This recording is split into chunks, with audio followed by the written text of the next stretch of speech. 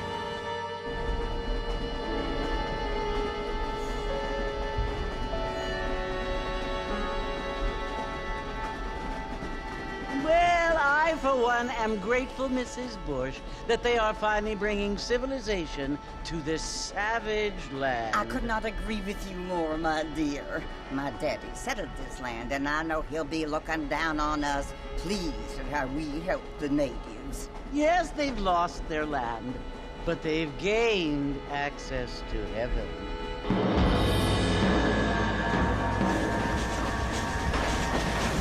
But, Father, do you mean unless an innocent receives communion, they're destined to go to hell? That hardly seems fair. What I mean to say, Jenny, is that there is a great deal of difference between an innocent and a savage. I never thought of it that way. Yes, they lived like animals, but they're happier now.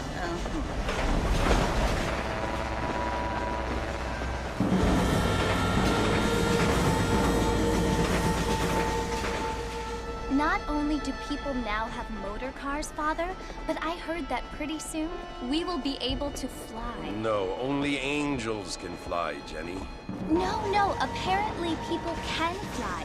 Didn't you hear? Out in Kansas, a man even got a car to fly. I hardly think so, Jenny.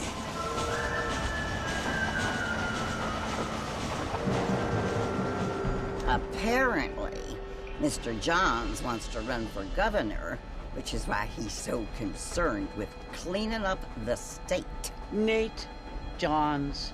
Yes. His family is nothing but hillbilly trash that came here after the war. I don't want to be judgmental, but this state should not be ruled by such a disgusting family. A family without class. Apparently. The Johns family have made a lot of money, and he has a lot of friends in politics. Mrs. Bush, money isn't everything. There are many things that money cannot buy. It seems that money can buy voters, though.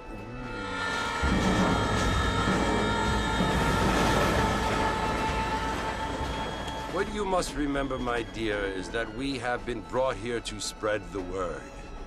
And the word and civilization, they are the same thing. They are the gifts. It is the opportunity we have, the chance to live among people who are decent and who do not kill each other, and who let you worship in peace. It's so confusing, Father. Sometimes I find it impossible to make the distinction between a loving act and a hateful one. I mean, they often seem to be the same thing. Yes, Jenny, it is confusing. But you only have to ask me if you need help. Indeed. Well, here we are, Mrs. Bush. Armadillo.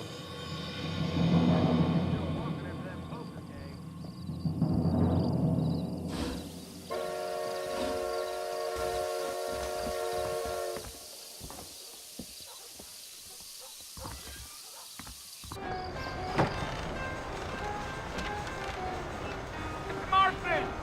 Mr. Marston, over here!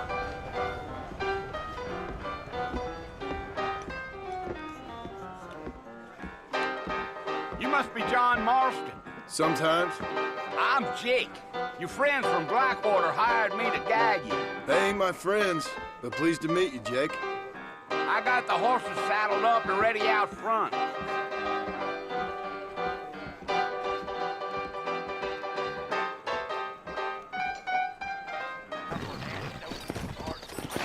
Take it slow on the way out of town. No need to kick up a lot of dust. Go!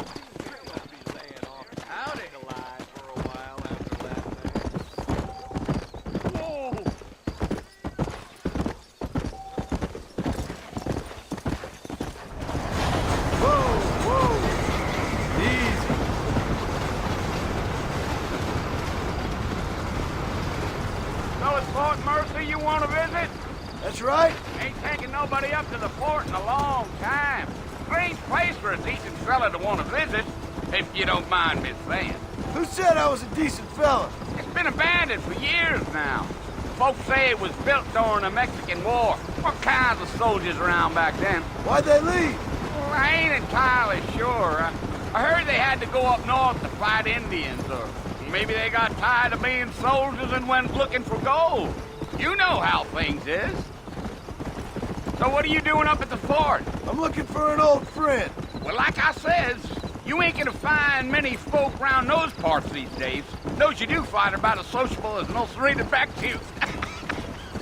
I mean, I ain't one to judge a man by the company he keeps, but... Well, he ain't been friends for a long time. Are you planning on spending any time in Armadillo, Mr. Marston? I doubt it. I ain't planning on staying very long. Well, if you're fixing for some female company, you can do a lot worse than Armadillo. Fine as cream gravy they are. Not like Thieves' Landing. Dang, those girls ain't even fit for a drinking man to hole up with. I'm a married man, I'm afraid. Ain't we all? Almost there, Mr. Marston. Just over this hill.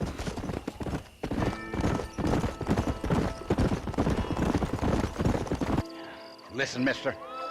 This here is what's left of Fort Mercer. Some gang rode in and took the place over. So I understand. This is where we part ways, friend. You have yourself a good time.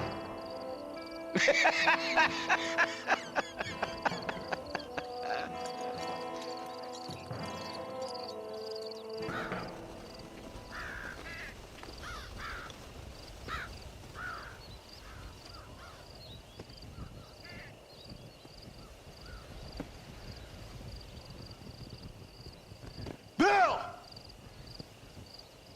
Bill, I've come for you! Bill Williamson! Come out here right now! Go away now, John. Don't make me kill you. Nobody needs to kill anyone, Bill. You must think I was born yesterday.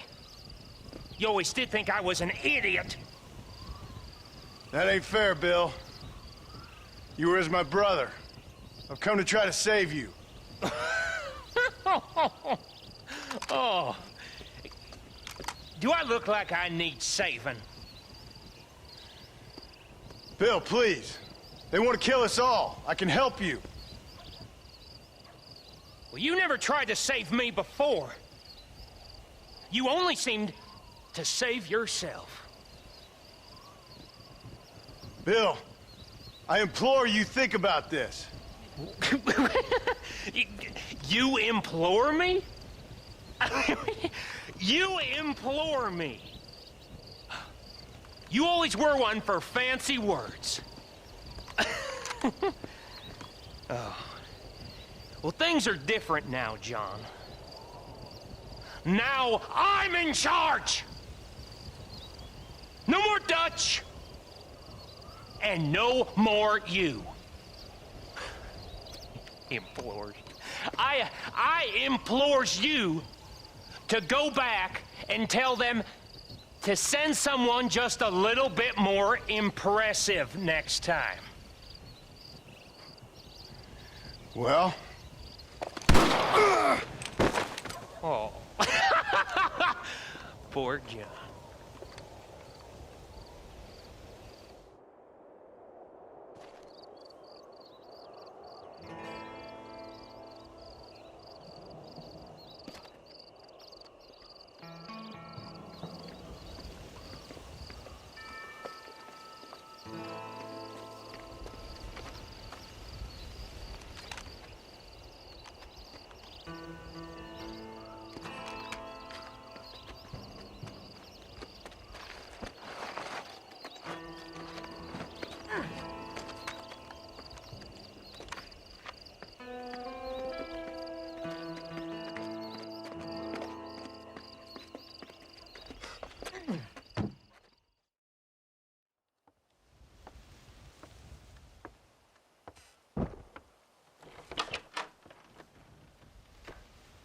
Well, you're alive. So it would seem. So, how do you feel? I don't know the polite word for it. I do. Stupid is the word we use around here. What were you doing? I was doing something stupid. Well, you'll be okay. Once you didn't die, the doctor said you'd be fine. He got the bullets out a couple days ago. Good. It cost us $15. I'm sorry, madam. Should have left me there to die. Did you want to die? I mean, was that it? Was that why you went straight out to Fort Mercer and picked a fight with the worst bandit in the county? To die, Mr. Mr. Marston. John Marston. Bonnie McFarland. Miss Bonnie McFarland. Well, you may be right, Miss McFarland. I don't know. Huh. So what were you doing? Trying to give Mr. Williamson a chance. For old time's sake. You know Bill Williamson? Knew him. Long time ago. Well, what was he like? Dumb. Just like you. Thank you, miss. See my hat? I have. And, what will you do now? Now I'm gonna take my time and go after him the less kind way. Well, that sounds very fun, Mr. Marston. Quite heroic, just like in those penny dreadfuls my brother used to read. Meanwhile, if you'll excuse me, I've got a ranch to run. Of course, if you're feeling better, why not take a ride with me later? Help me patrol the perimeter. You can earn back some of that money we wasted on doctor's bills. Of course. And thank you for saving my life, I mean. Next time, Mr. Marston, I strongly recommend you don't try to lose it quite so earnestly. I'll bear that in mind.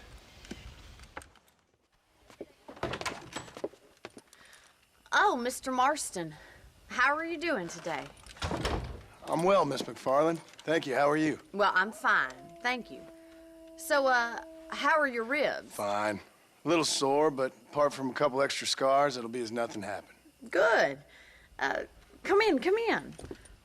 You know, you never did tell me how you met that Bill Williamson or what you wanted from him. No, miss, I did not. Well, why not, if you don't mind me asking? I certainly don't mind you asking if you don't mind me not telling. See, it's a complicated and somewhat pathetic tale, and by telling you, not only would I be putting your life in danger, but also threatening the lives of some people that I hold very dear. Well, I apologize if I seem to be prying. And I apologize for my reticence. Hope you believe me when I say that it's simply out of respect for you. Of course, Mr. Marston. I understand that a city dweller such as yourself likes to have some exotic secrets, so us country folk are impressed. I'm no city man, miss. Yeah, but I saw you get on the train at Blackwater. You with those gentlemen in bowler hats? I'm still no city man. But I'll bet you can't ride, Mr. Marston. I hate to take money from a lady, miss. Oh, you won't be. I'll race you right now. If it makes you happy. We'll see.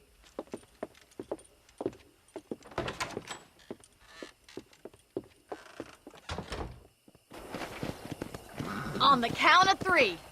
3, 2, 1, go! I trust you're not gonna be a gentleman about this! You don't know me at all, Miss McFarland.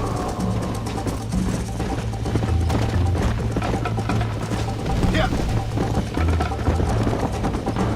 Let's go. Come on. I thought you said you could ride! Call yourself a dangerous outlaw?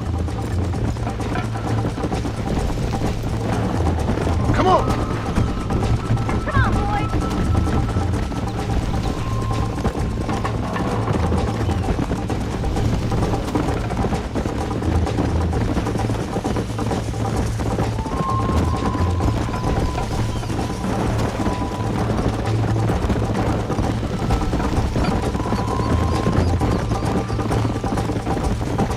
think you're gonna win this, don't you? This sure beats milking cows! Come on! See you soon!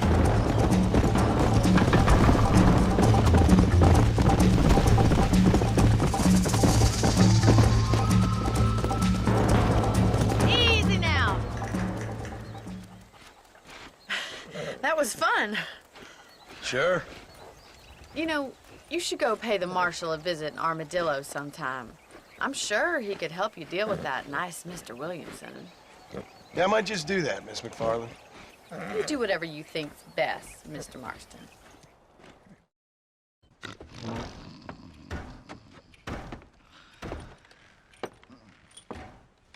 Excuse me. Hey, you got a visitor.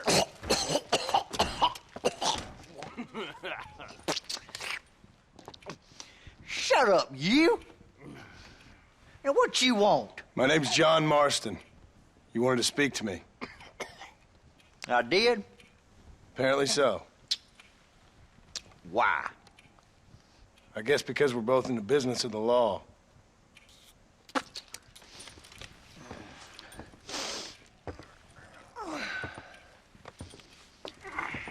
You that fella from the train company? No, I'm from Fort Mercer. Fort Mercer?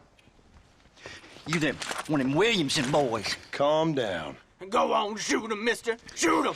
Come, what, you getting cute with me, boy? What's going on here? I got me one of them Williamson boys. I got me one of them idiots who give marshals a bad name. Jonah, put your gun down.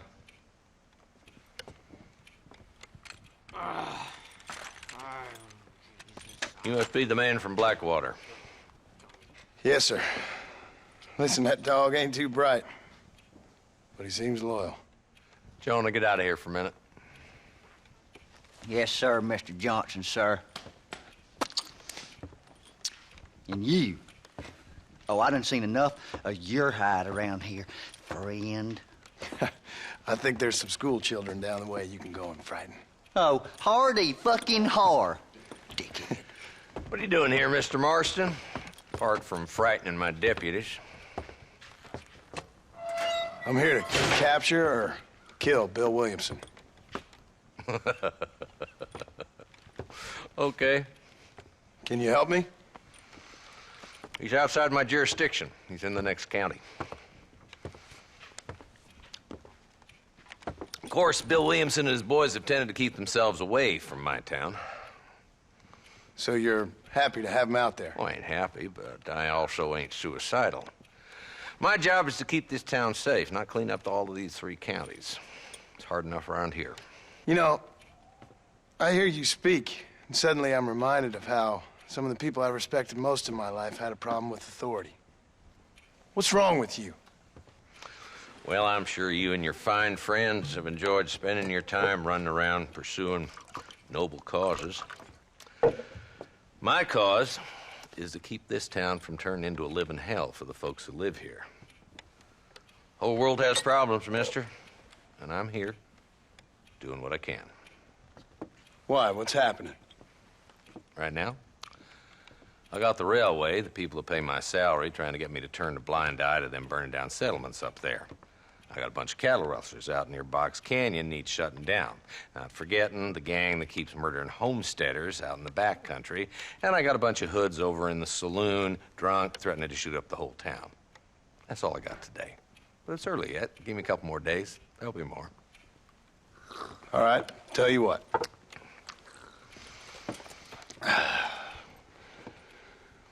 Let's go deal with them hoods in the saloon. Then we'll discuss Williamson. Okay, boy. You're a persistent little cuss, ain't you? Only when things matter.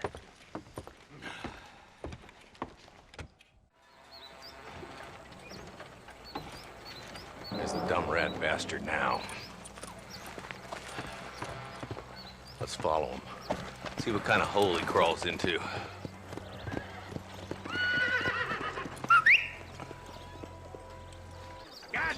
he's onto it. Get after him.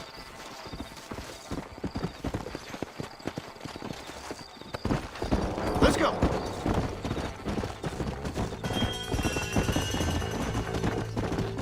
If Walt's as bad as you say he is, why don't we just beef him now while we got the chance? Because that ain't how the law works. Is that right, Marshal? And alive, he can still talk. Doesn't sound like he's a man to be reasoned with. He ain't. But a few days of my hospitality, and he'll be telling me what I need to know. Wong's gang's been growing fast. Outlawing's easy money for easy work. Cholla Springs, Gap Tooth Ridge, these boys get around. Walden's the start, but there's plenty more where he came from.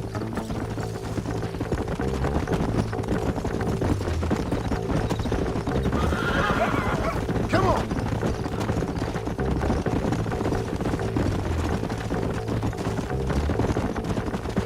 He's headed for Pleasant's house. Let's stop so we can get a better look.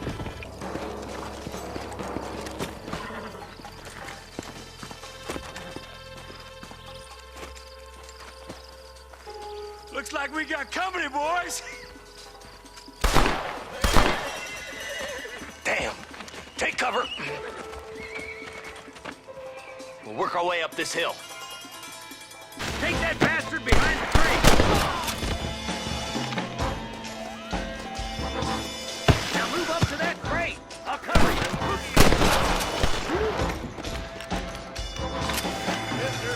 Now get to that rock!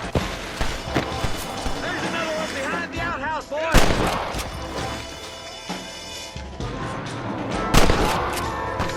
Take cover behind the outhouse! Careful, there may be more of them! It's your day of reckoning, boys! Let's play! Wolf's inside the house!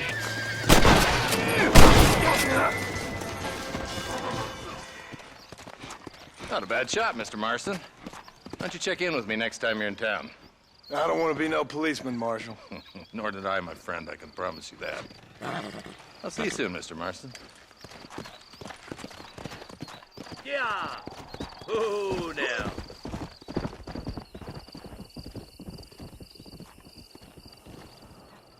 Hello? Hello? It's Armadillo 731. What is it with these things? Hello? It's a new line. Hello? Hello? Sounds fun. What's happening? I have no idea. Yeah, if it's important, they'll send someone down like they did with you. Suddenly, the world is full of theys. Yeah.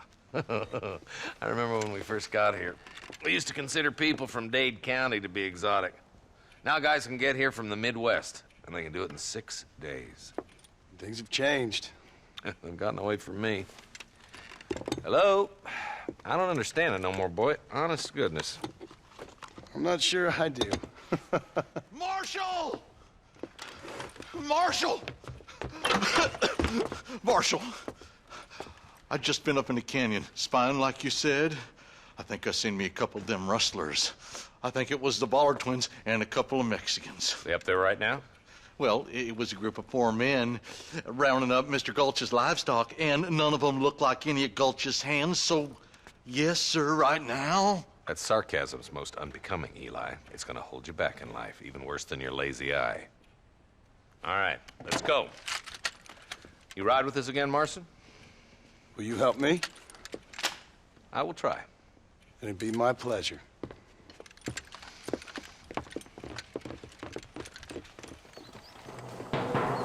All right, stealthy as you can, boys. Let's get as close to those bastards as we can.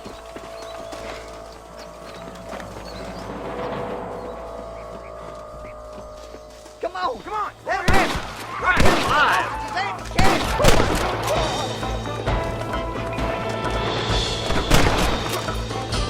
You better surrender!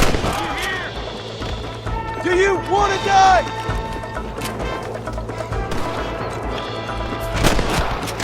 That bastard won't be rustling no more.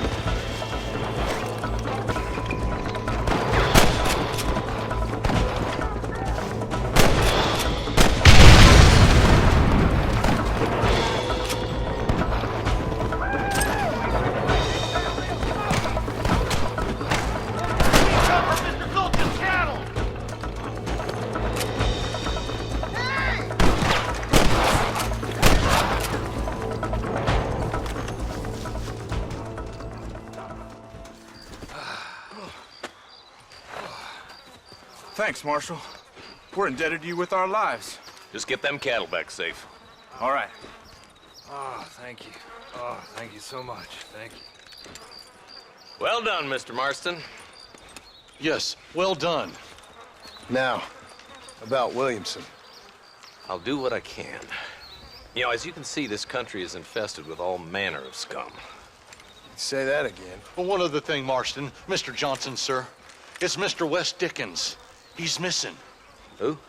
Mr. Wes Dickens, the tonics merchant. He was due in town last week. Oh, the narcotic and bat piss salesman who cons housewives out of their money with promises of eternal youth. Yes, him, but I think you're being a little unfair. He's helped a great many of the county, and many of the townsfolk are really missing him. You hear that, Marston? We just butchered a gang of thieves, and the town is up in arms about a missing snake oil merchant. I am so glad to be serving such a wise and respectable people. Come on, Eli.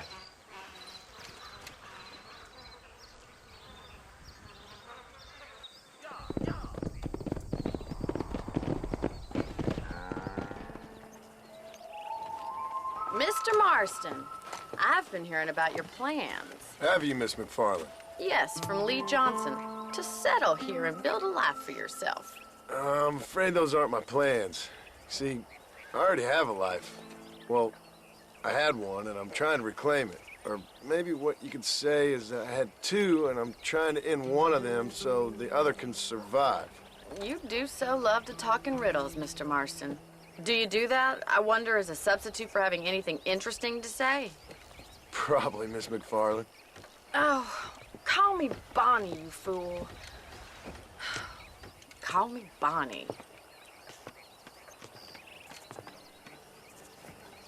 Miss McFarland, I'm married. I have a son. I had a daughter, but she died. Years before that, I rode in a gang. We robbed banks, trains, held people ransom. We killed people we didn't like. Bill Williamson was in that gang. Now, if I don't capture my former brother in arms, great harm will befall my family. Now, I don't suppose any of this is very interesting to you, but I hope it explains why I wasn't so eager to talk about it. No, I do understand. I had no idea. You poor man. Even in this new country, memories don't really fade. My father was an illiterate Scot born on the boat into New York. He never saw his homeland, but to hear him talk about it, you'd imagine he only ever ate haggis and wore a kilt. And he hated the English for what they had done to his great-grandparents that he'd never met. People don't forget. Nothing gets forgiven. That's true, especially when it comes to money. And you know, even now, after all his labors, my father's debts are still terrible. I worry every day about us losing the ranch. It would kill him. My father died when I was 8 years old. His eyes were, well, let's just say he was blinded in a bar fight south of Chicago. My mother died during childbirth. She was a prostitute, and he was her, well, I don't know what he was. So I was sent off to an orphanage and ran away and fell in with a gang.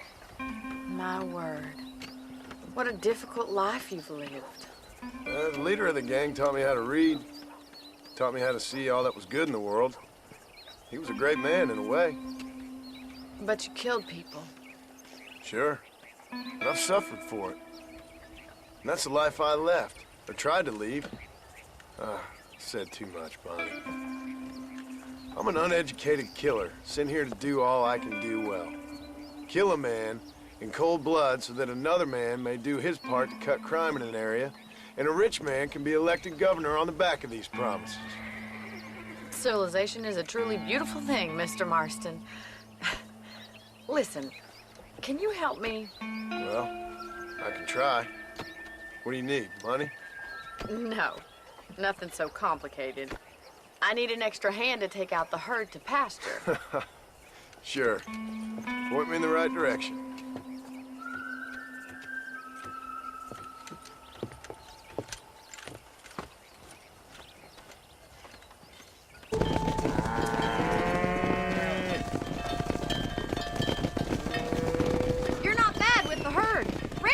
be your true calling, Mr. Marston.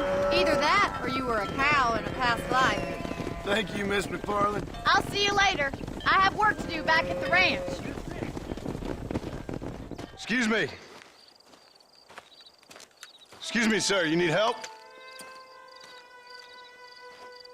Mister, you alive? Fuck. God damn it. Good heavens. Excuse me? I said, no, I'm not okay. Do I look like I'm okay? You look pretty good for a corpse. Praise be. Move up, mister. Time to get you to a doctor or an undertaker. Whichever you need once we get to town. St. Peter, open up them pearly gates. I'm coming home. Come on, mister. Come on.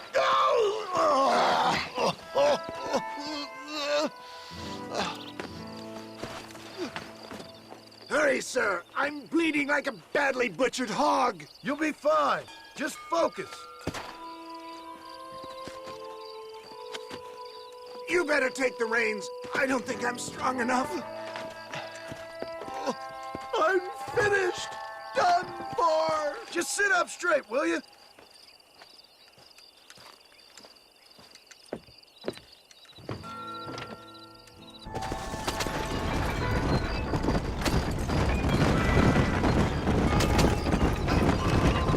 What the hell happened to you? Bandits! Hoodlums! The scoundrels robbed me blind and left me to die! I can see that. Once again, a victim of my own success. They seemed a man in a well-cut suit and this happens. Do you know who they were? They're back! I'm done for! Please! Let's keep moving! We must hurry! I knew this wasn't my time. He has a greater purpose for me. You're delirious or plain dumb, friend. Fate brought you to my aid. Why else are you helping me? Look at you. Somebody needed to. I've been in a similar state myself not so long ago. Perilous times. Perilous times indeed. Give people freedom and they turn into savages soon enough. For a man who's dying, you sure got a lot to say for yourself. Word is my sword, sir. Without it, I'm lost. Naked. Abandoned. Why don't you put that sword back in its sheath? You're not making much sense and no one needs to see you naked. Please! Must keep moving! I can't talk anymore, I'm afraid. I'm too weak. This is it. You're gonna make it. Where the devil are we? Armadillo. We made it safe, you'll be happy to know. Thank you, sir. Thank you. You're a gentleman and a true man of honor. Coming from you, I doubt that means much, but I appreciate the civility. I owe you, sir. And I always pay my debts. Jesus. But if I die, I'm sorry for it. If not, I'll be your man for... Let's get you fixed up first. Then we'll decide what you're my man for.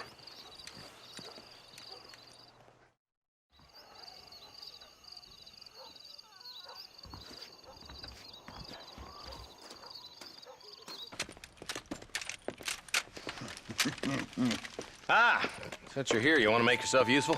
Not particularly. Listen, son, I know you got a mission. But right now, I need another gun. Why? What's happening? We've had this problem for months with this group of bandits who are getting drunk and murdering settlers. Last night, they went to a big place up near Ridgewood. They burnt the place down, killed the men, burning most of them alive, and raped the women. Women folk then got their throats slit. One of them survived and walked in here this morning. Anyway, we got a posse gathering up near Ridgewood. Will you ride with us? All right. Thank you, John Marston. It's gonna be a bloody job. Huh. I don't think I know any other kind, sir.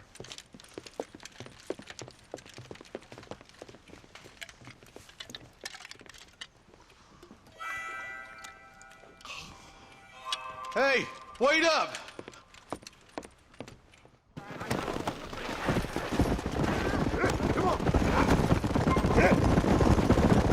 Let's hit the breeze, boys. Marston, I hear you caught up with Mr. West Dickens. I did. For a man who claims to have found a remedy to all ailments, he was in pretty bad shape. His tonic has helped a great many people. It's a medical breakthrough from the East. the result of years of research. If only it could cure him of his diarrhea of the mouth. I wouldn't be so dismissive of science if I was you. Times is changing fast. He's no more a scientist than I am a priest. But people can spend their hard-earned money however they please. He's certainly a character, that West Dickens. I can't understand a goddamn word he said. A more flannel-mouthed bunco artist I've never met. Look, vultures. Might just be a dead critter. Marston, take a look. Eli, you too. Whoa, whoa! Ain't no survivors here, Marshal! And the fire's still smoking. Those scumbags must still be around. Come on!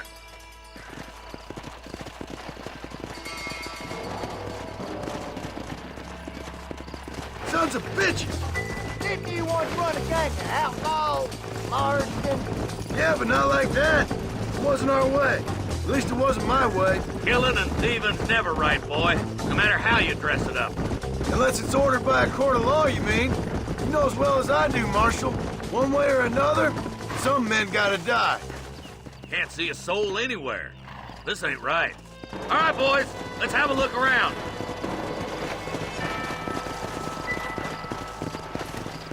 Yeah. Yeah.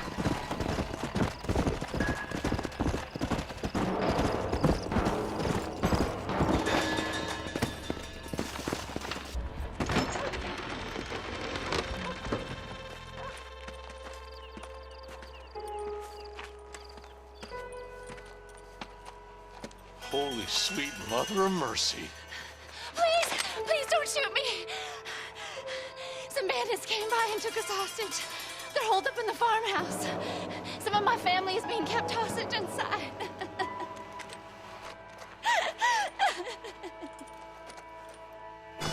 All right, boys, we need to get in. Get done! I see you! One move, and you're a dead man! Damn you. Curious to see hell? You better be!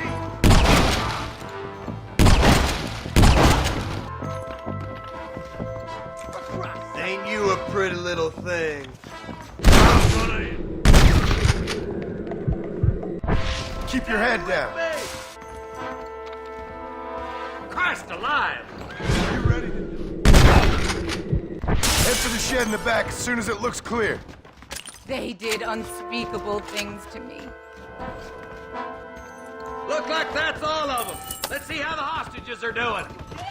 Some folk tried escaping to the south, but then some robbers started chasing him down like wild dogs. I thought you were supposed to protect us, Marshal. You folk ain't men. You ain't nothing. You're just some man on a government payroll taking money that the rest of us have to pay for with our lives. Yeah. What is wrong with this country? Mount up, men. The man that kills the boss of that bunch gets $50. It ain't about the money, Marshal. These are people's lives. People's homes.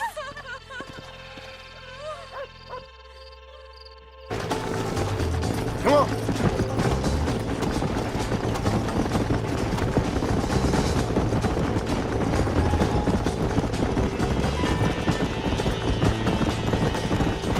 What's your beef with anyway, Marston? Let's just say he's the currency in a complicated transaction. What the hell you talking about? Some people I have the displeasure of knowing want him dead.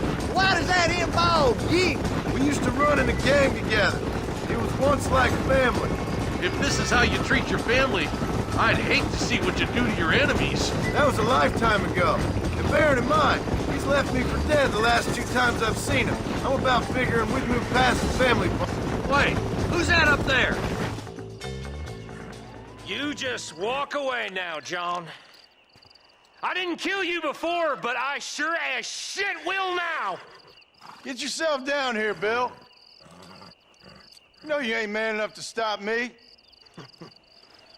You know I don't want to kill you, but I will. You always did have a high opinion of yourself, John. Dutch always said you were an arrogant son of a bitch.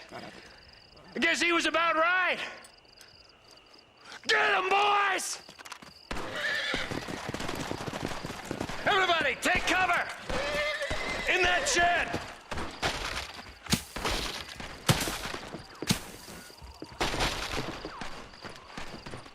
Here they come!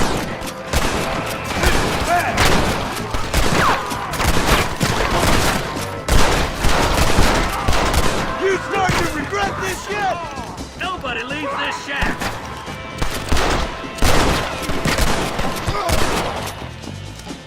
You're gonna lose! Over there! Surrender, or we'll kill every last one of you! We can end this piece.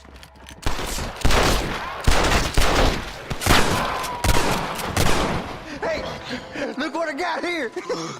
There's something that you're still breathing. Come here, boy. Come on, Bessie. Give. Oh. Norman Deek. Fuck! Nice to see you again, buddy. Thanks for your help, John. Norman here is going to help us get to Bill. Ain't you, Norman? Thank you, Mr. Dick. Mighty kind. Fuck you! Hog time. Let's get him to jail. Well, hello, Mr. Marston. How are you? Fine, thank you. How are you? I'm fine, thank you. Did you meet my father? John Marston, this is my father, Drew McFarland. Pleasure to meet you, Mr. Marston. Please. So, my daughter informs me that you're here on some secret mission to remove some undesirables from the county. Something like that. I'm grateful for the hospitality, sir. Well, you know, we've lived here for 30 years now. Came here from the east. The land had never been settled. For 10 years, we fought the Indians. Tough men. Then we had outlaws, and we had drought, and we had smallpox, terrible winters, cholera. I buried more of my children than I raised. Sorry to hear that, sir. I've seen strong men wither and die under that unforgiving sun. That whole herds of cattle take sick and die. But I've never once doubted my life here. No, sir. When I hear about this so-called federal government sending out agents to covertly murder and control people, then I start to worry. I mean, yeah, all right, Williamson is a menace, and men like him are the plague. But isn't a government agent a worse menace?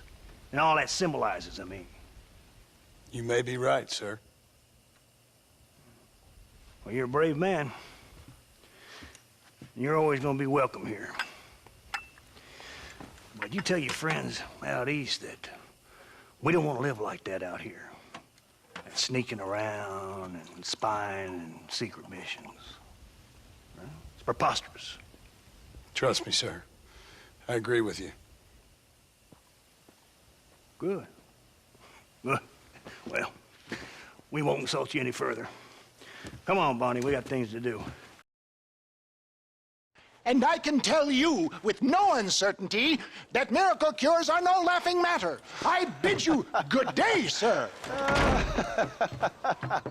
Oh, Mr. Marston, good to see you. How have you been keeping? I'm well, Mr. Mr. West Dickens. Nigel West Dickens of Eastcheap, London, New Waverly, New York, and Armadillo, New Austin.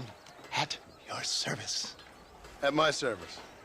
At everyone's service. At the service of science, of knowledge, of life. How are your wounds? Much, much better. But then they would be. Would be? I know a cure for all ailments, Mr. Marston. Ah, I'm sure you do. And I'm sure for just $2 an ounce, I could live forever. Oh, but for you, sir, I'd do a bulk discount rate of $1.95 an ounce, as long as you buy 100 ounces or more. That's a lot of immortality. Give it up, old man. That's Mr. West Dickens to you, boy. Give it up, old man. Listen, Marston, I'm broke, but this stuff is good. It works. I need a healthy young man like you. Come along, let's ride over to my newest customer at Ridgewood, and I'll explain while we go. Okay. Head for Ridgewood Farm, John, and hurry. There are people there in dire need of my tonic.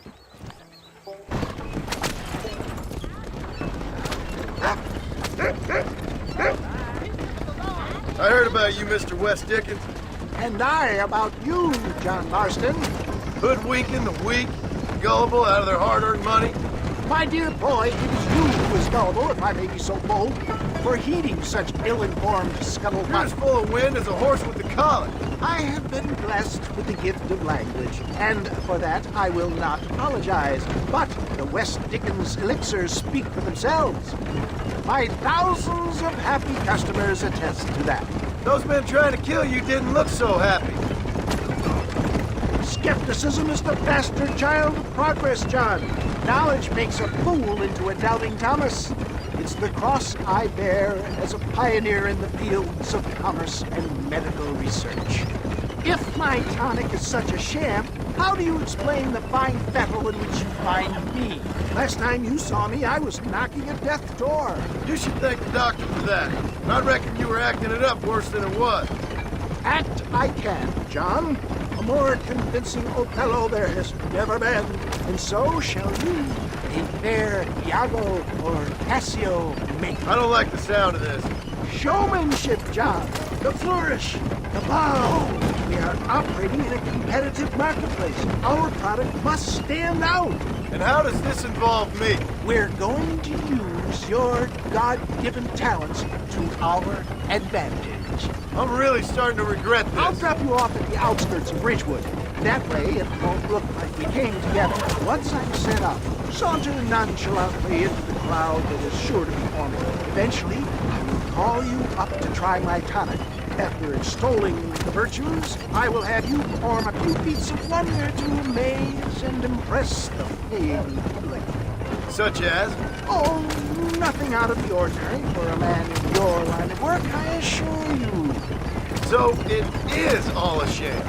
No, just a little innocent ballyhoo to grease the wheels of enterprise, that's all.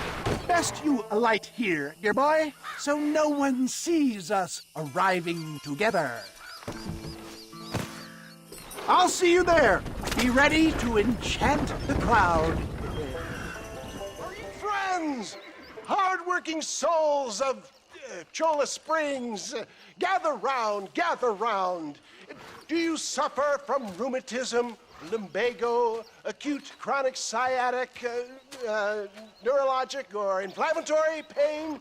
Well, I represent the only company that makes the genuine article that cures headaches, neuralgia, earache, toothaches, backache, swelling, sprains, sore chests, swelling of the throats, contracted cords and muscles, anxieties and ravaged nerves, stiff joints, wrenches, dislocations, cuts and bruises, and it adds vitality and vigor to the healthy man. But can you prove it, old man? Oh, I'm sure there's some customer here who could prove the qualities of it by taking a drink right now. You, sir, come up here. Step right up. That's the spirit. Ladies and gentlemen, pay close attention. This poor, wretched volunteer, entirely unknown to me, will demonstrate the effects of Dr. West Dickens' own patent tonic. Be you a cowpoke or athlete, this miraculous elixir developed with the wisdom of the East keeps the muscles supple and relaxes the cords. It loosens the joints and gives a feeling of youth and vigor to the whole system. Not possible, I hear you say. Well, doubt no longer. Faith can move mountains, but I ask not for faith. I am a man of science, and today science will be vindicated.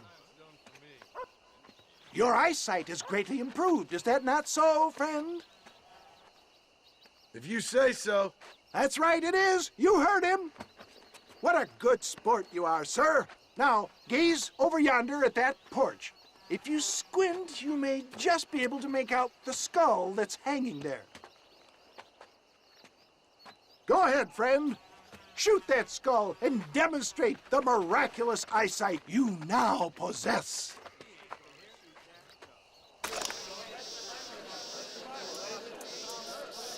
Remarkable! The eyesight of an eagle, granted by imbibing Dr. West Dickens' own patent tonic. Anybody can make that shot. This man is a fraud. If your eye's so damn sharp, why don't you try shooting my hat out of the air? My friends, our test case has been challenged to shoot a gentleman's hat out of the sky above our heads. You can fool these people, but you ain't fooling me. Right. Let's just see how sharp you is with a moving target. I thought we was here this evening.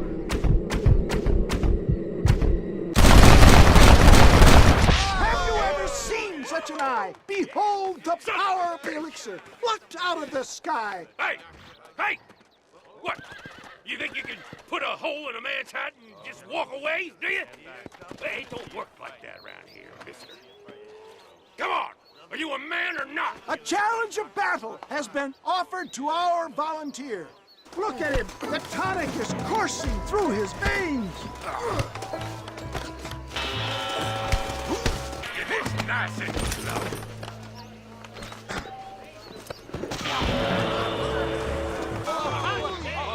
There it is, skeptics and dissenters. Irrefutable proof. Do not let this opportunity pass you by. Look, he's over there. Go get him. This ends now. Watch out! He's got a gun! Who the hell do you think you are?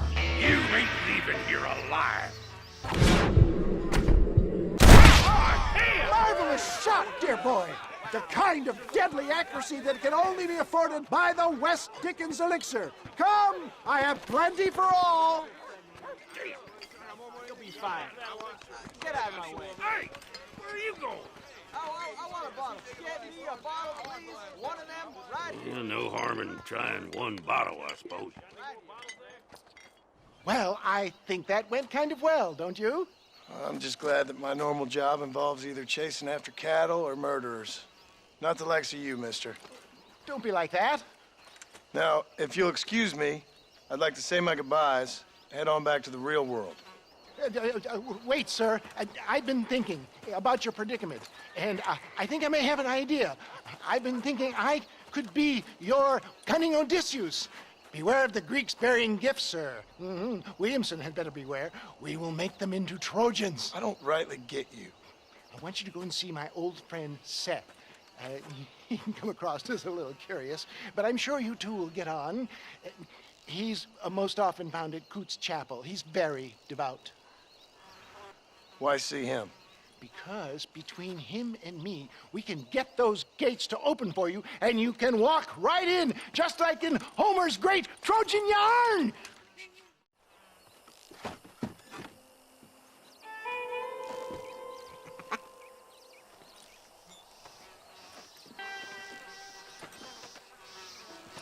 Excuse me, are you Seth? Who are you? I'm a friend of Mr. West Dickens. My name is Marston. John Marston.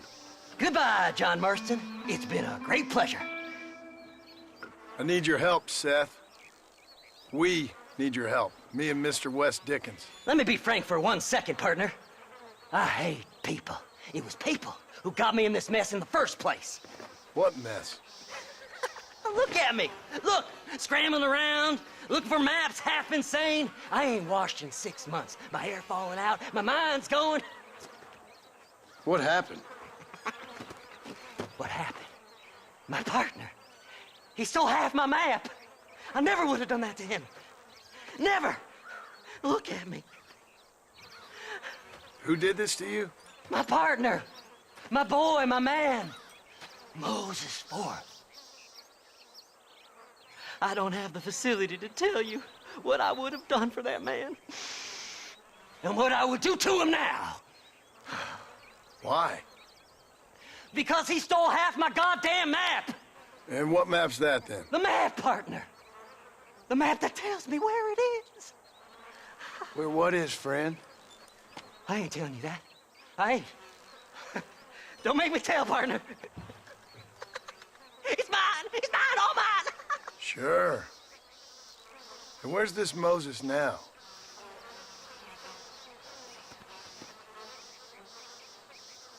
He's at Benedict Point. The law got him for exhuming.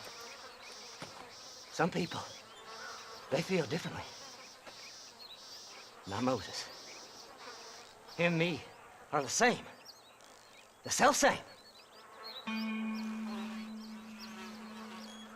Well, come on, Seth.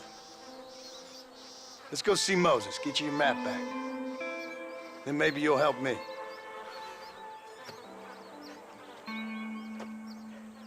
All right, partner. Let's go.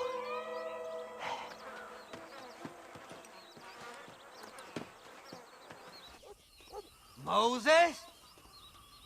Oh, Moses! You got a visitor! Oh, my God, Seth. They arrested me. It weren't my fault. Ah! Get the hell away from me! Get that slippery bastard! I need him alive, though! Who the hell are you?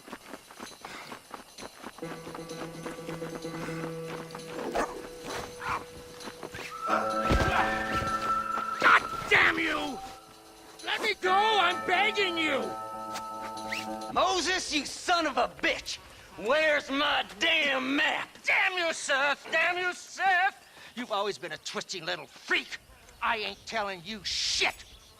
Ah! Then I'm gonna cut you up piece by piece. Till you find your tongue. Friend, this man's gone crazy in the sun. I suggest you take my advice and start talking. Shut up, Marston! I want to cut into a bona fide man's flesh. Ain't never cut into a live one before. Odd Fellow's Rest. It's in Odd Fellow's Rest. Get away from me once and for all. Well, ain't that a damn shame? I was starting to enjoy myself. I think you gone pissed yourself, Moses.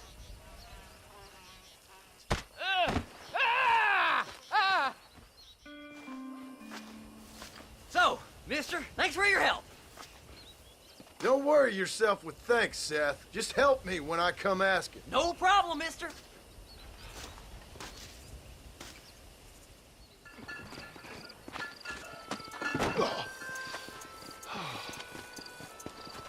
Ah, Mr. Marston. How are you, sir? I'm all right. I met up with your friend, Seth. Oh, Seth of the Dead. Yes, interesting fellow. You don't meet many men these days with the moral fortitude to cut straight to the chase like that, do you? Thankfully not, Mr. West Dickens. Yes, contemporary society is remarkably harsh on professional exhumers. But did you know that in ancient Egypt, it was an art form valued more highly than literature? I believe Seth comes from that school of thought. How very interesting. Look, you thought any more about our plan? Ah, your plan, dear boy, your plan. I am merely the help, not mercifully the arbiter of wisdom. What you are, dear boy, is the man whose life I've saved twice now. A man who sells lies and deceit to unwitting people. A man who, if he doesn't help me, I won't think twice about putting a bullet through his skull, feeding to the vultures myself. You see, Mr. Marston, you have the exterior of a violent man, but the soul of an angel, and that is what I think I cherish most about you. That's what I thought. But before we can attend to your particular problems, we need some extra lubricant to oil the machinery of business. And this being America, that lubricant with which we concern ourselves is money. Money?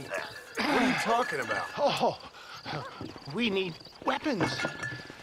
Armor plate for the wagon, extra hands, and I need some danger money So, let's sell some more of these cures.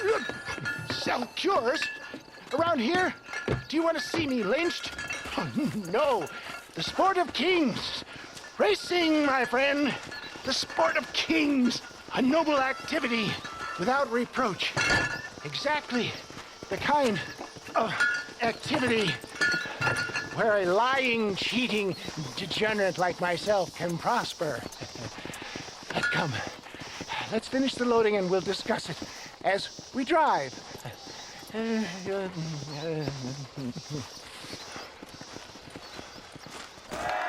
Gentlemen, this will be a fair race. No shooting, stabbing, cliff pushing, rock throwing, cactus grinding, neck lassoing, setting fires, or other acts that causes a rider to unfairly lose his weight, or bleed heavily, or black out. Get yourselves ready. Set, go!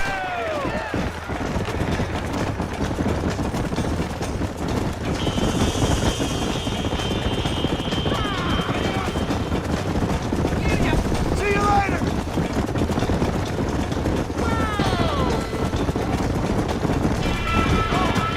You got no chance! Come on, come on! Let's go!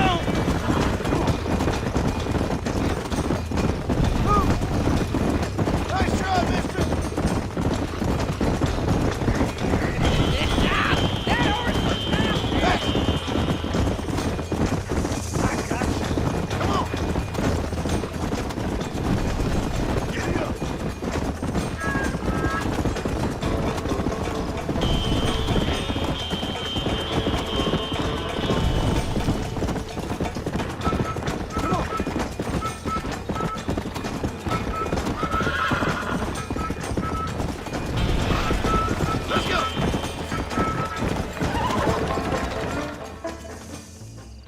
Well done, sir. Well done. Having you as a ringer has netted us a fine profit. We seem to be wasting time, old man. Oh, patience, my friend. The Trojan horse cannot run before it can walk, if you'll forgive the metaphor. Next, we need to procure some grand and overwhelming firepower. And for that, you need to contact an old friend of mine. Goes by the name of Irish. Irish? Yes, he's an interesting kind of fellow. He usually can be found in Armadillo or some other town around here on some bacchanalian revel or such. Great. An alcoholic arms dealer. What could be better? Yes, boyo, you messed up properly this time, didn't you? You little paddy bastard. You thieving McCunt. You got it all wrong, Welsh. All wrong. It was French, I promise. He said he was going to rip you off. Now he's ripping me off. Here, keep on talking there, Irish. In about 15 more seconds, your whole whale's gonna turn black. What's up, boys? Fuck off, boyo. This don't concern you. When a man with a sing-song voice tells me to fuck off, it always concerns me, boyo. Look here, this Paddy bastard stole our guns, tried to steal our horses. Law's clear on the matter. I never stole nothing, sir. Never did. Not in all my life. That French cunt is playing with the Welshman's tiny and ineffective mind. Hush your mouth. Anyway, you all got horses now. No one needs to die. Leave them be. Who do you think you are, boyo? The bloody cavalry? Your voice is really starting to get on my nerves, boyo. And you're getting on my nerves. Yeah.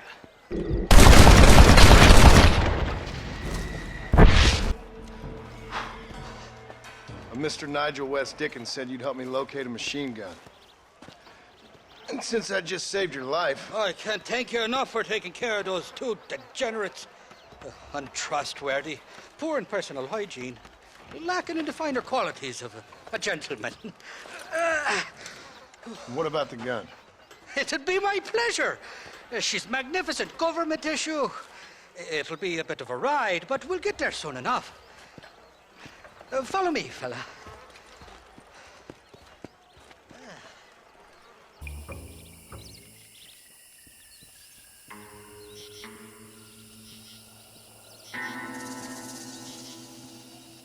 The entrance is plain to see, and there's a shaft them bastards used to haul out heavy ore. I mean you, can use that lift to get you and the gun to the surface. I do it all myself, but the mines play havoc with me sinuses. I'll find us a fine place to hide these horses, and then return with a borrowed flat wagon. I'll meet you at the mouth of the mine shaft. You must be lost, cowboy. This is private property.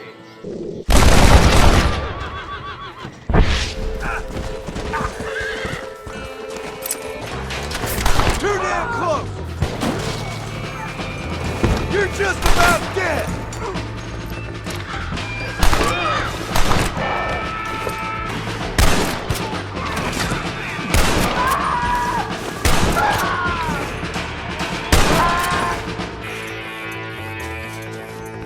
Don't let him get to the gun! Boy, you better run, because I'm gonna keep plugging till I hit pay dirt. Oh, that was fun!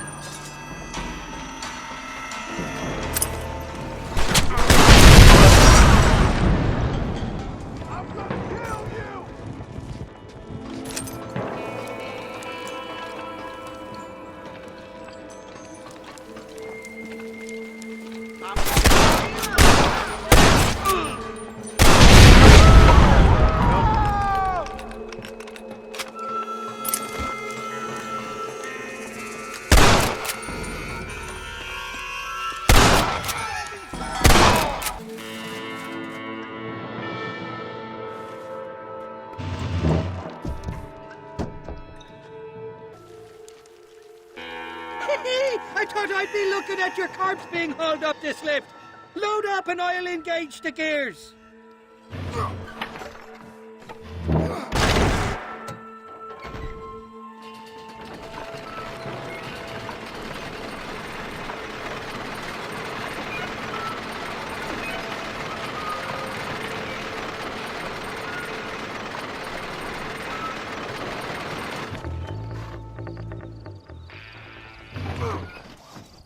Let's go! A short wee ride now, and we'll have this executive peacemaker delivered to Old West Dickens.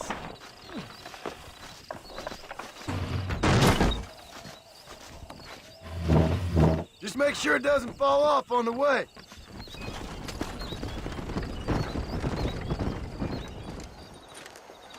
Excuse me, Mr. Marston. Have you seen my father anywhere? No. He went out this morning to ride the land and was supposed to be back hours ago. I don't know. The ranch hands have been out looking, but so far they've found nothing. Well, come on, let's go look for him. Let's go! Giddy up! I've got a bad feeling about this. It's not like him to be away for so long. Don't worry, we'll find him. He's not as young as he used to be.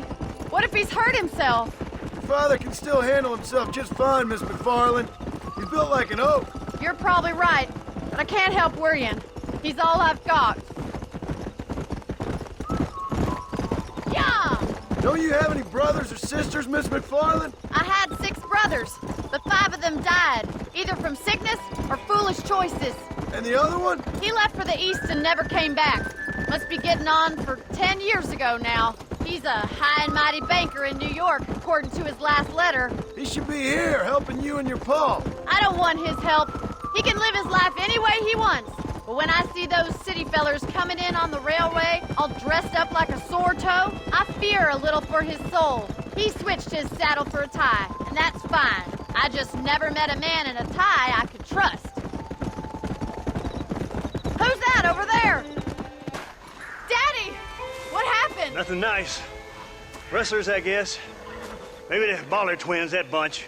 Now you head back to the ranch right now and fetch the wagon. Yes, sir. Marston, you watch after her. I'll do that, sir.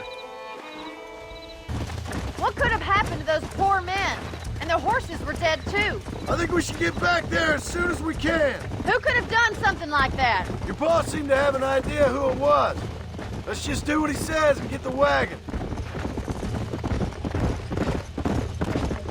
Those damn rustlers! I've got a good mind to head over to Pike's Basin myself.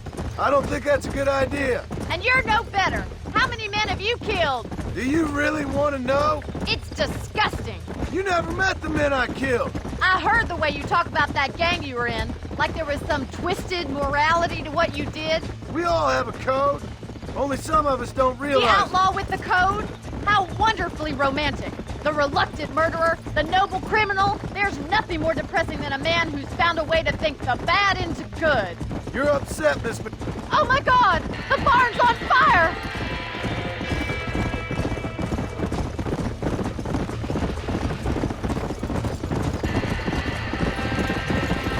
Gee up!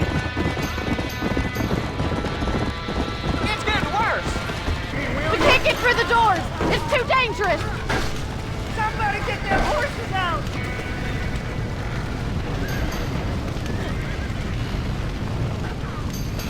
Get a move on! This ain't working!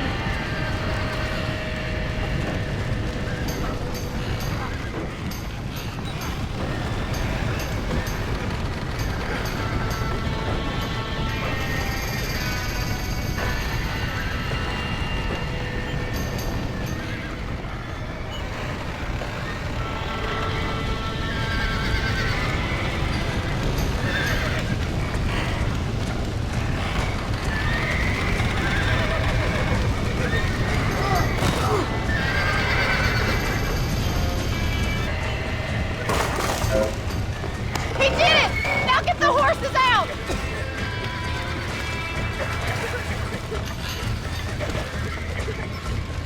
Get the horses back!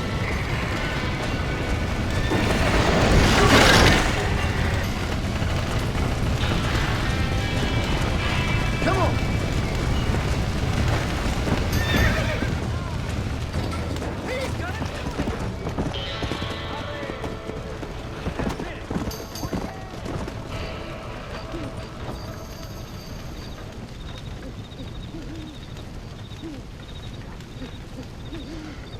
You sure know how to handle yourself. Thanks, Marston. Yes, John, thanks. You saved the ranch. If you'll excuse me, I've got chores to attend to.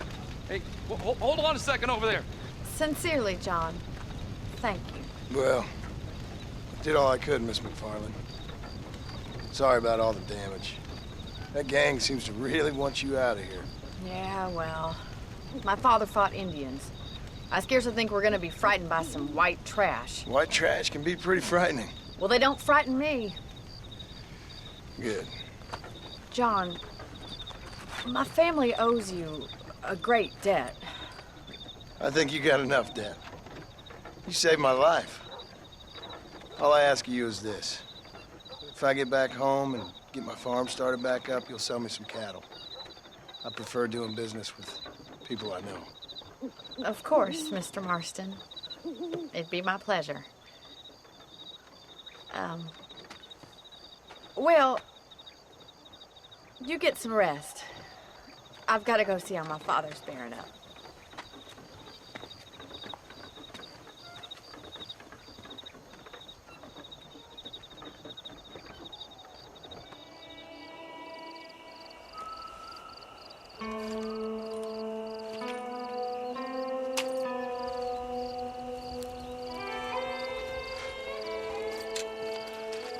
John?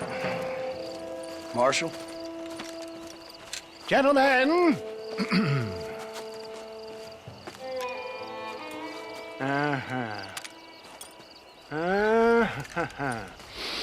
It's time. We must go. Why? What's happening? Seth has managed to get himself inside. But we can't leave it too long, or they will soon realize how very curious he is and remove him from the premises. Or slit his throat and watch him bleed to death. But for a minute, he will delight and amuse them. That's when he'll get us inside. Okay. Marshals of the law, when the shooting starts, take that as your cue to start awarding each other medals. Huh?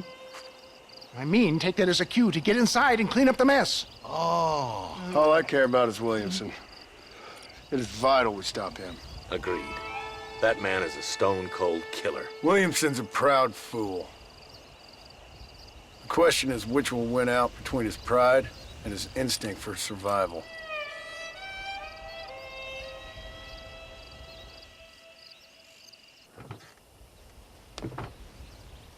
Ensconce yourself in the back of my wagon, John, so that we can make our grand entrance.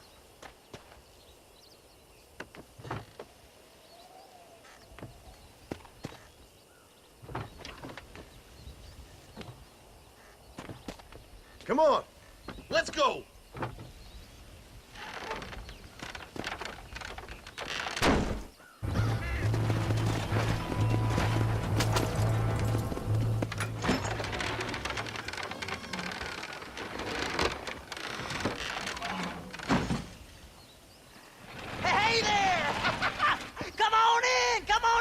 Welcome to my humble abode. Come on. Yeah! Greetings, my good men. What would you say if I said immortality was at hand? What would you say if I told you I could teach you to fly? What would you say if I told you I could turn a man into a beautiful woman? Impossible, yes, once, but no more. Gentlemen, I bring you wisdom from the East. I have here in this wagon some of the finest goods, the best medicines, and the newest inventions available for you and your families. Exotic trinkets from the far reaches of the earth, elixirs that give vigor and strength. And for you men of physical skill and athletic physique, this miraculous elixir can keep the muscles supple and relax the cords. It loosens the joints and gives a feeling of vigor and freshness to the whole system. Why, some men have reported to me that after drinking it for 1 month, they can chew through steel. What the hell? It's a trap! I tell you!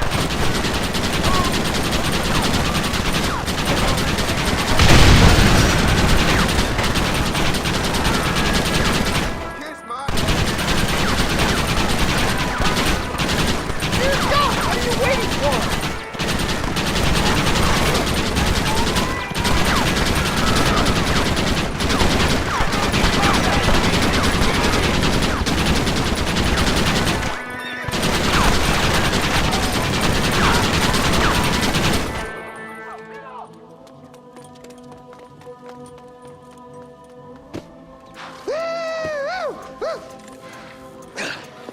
Fucking dang pig! Them cock-sucking son bitches escaped the other side of the fort. All right, let's go. I think my work here is done.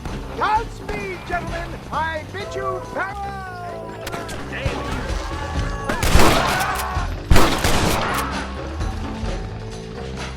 Oh my God! All right, boys, let's move!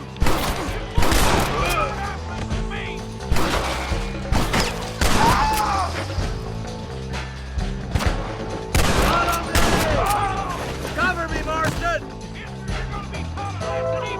I'm wide open here! Oh my good Lord! That's right! Here they come! Over there!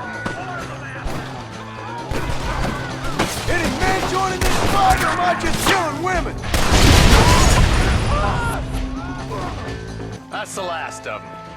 We still can't find Williamson anywhere. Hey, it's the snake oil guy! Gentlemen, let me in, for goodness sake! That fool must be hiding.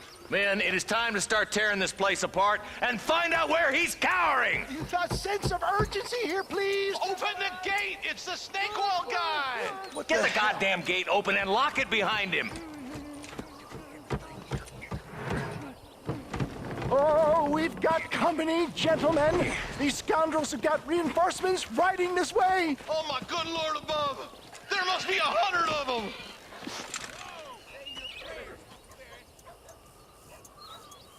Here we go!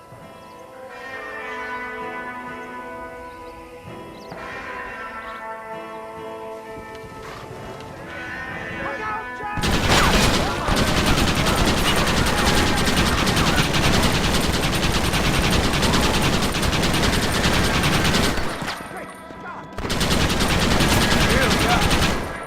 Use the damn gun, partner!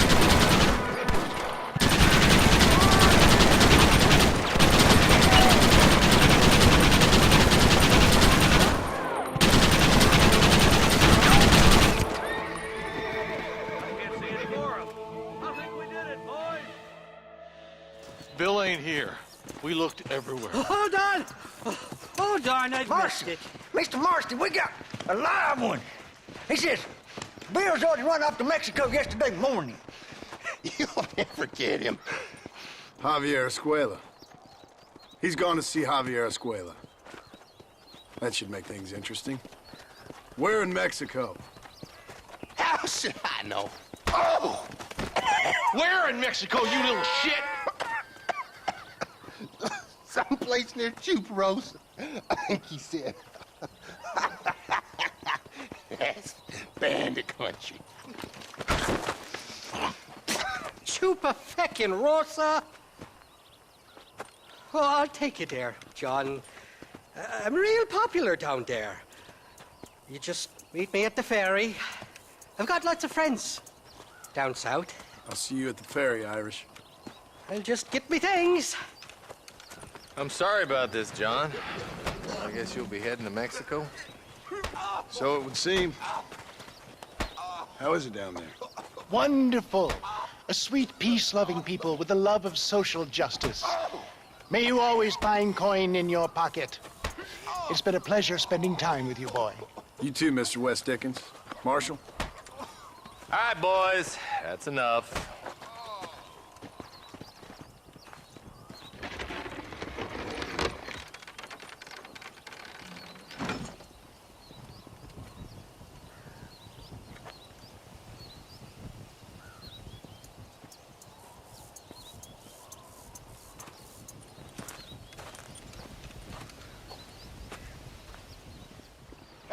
Yes, well, that's what makes you such an interesting fellow, Mr. Irish. Ah, Mr. Marston, I've come to wish you well. How are you, sir? I'm okay. It seems that our friend Mr. Irish here is well connected south of the border. Oh, it's true. They love me down there. It's like a second home. I've got more friends than you could shake a stick at, should you so desire. So you know the way? Oh, it's easy. We just get on me raft here and let the current sweep us away to paradise. Come on then, Dubby. I'm not sure your idea of paradise and mine are quite the same, Irish. Relax. We'll have a great time and we'll find your man Williamson, no bother. I hope so. Hey, come on now. Look at it this way. I know we ain't exactly old pals, but, you know, have I ever done you wrong? No, but not through lack of trying. Hey! Well, you boys have fun down there. I shall miss you, John Marston. Thank you. Where are you headed? Oh, me? Oh, London or Paris or maybe Peking. I'm a traveling man, sir. This land is much too small for the likes of me. Well, try not to get yourself killed. Oh, well, yes, we men of science are not a very loved bunch in this land of myth and superstition. I'm off to the civilized world where men like myself are revered and given medals. Ha! Have fun. The same to you, sir. The same to you.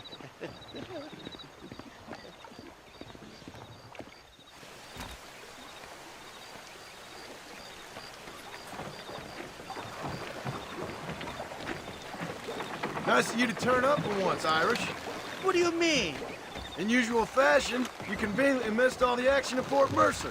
What can I say? I woke up with me head in a pair of pits, and it felt ill-mannered not to get reacquainted with him. At least you got your priorities straight. You know me, Johnny boy. I'll be late to me own funeral. They say God invented whiskey to stop the Irish from ruling the world. Well, you're here now. Look out, bandits! Cut the rope, Irish. We're sitting ducks here. For the love of God! Esta vez no te me vas a escapar. We'll ride the river out. No point trying to land till we're well away from these bastards. I'm warning you. Get the hell down!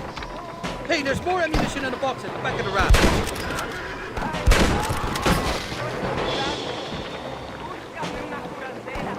On top of the cliff. Stand down, chasers.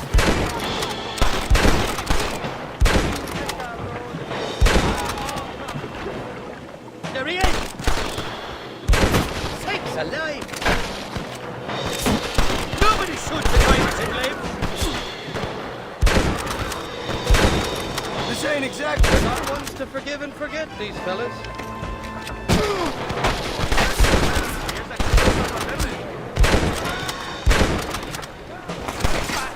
For the love of God! You must be thinking of another Irish fellas! I haven't stepped foot in this country, and they're already trying to kill me. Well, you will insist on fraternizing with the notorious Irish outlaw. Come on, man! And I'll be coming back.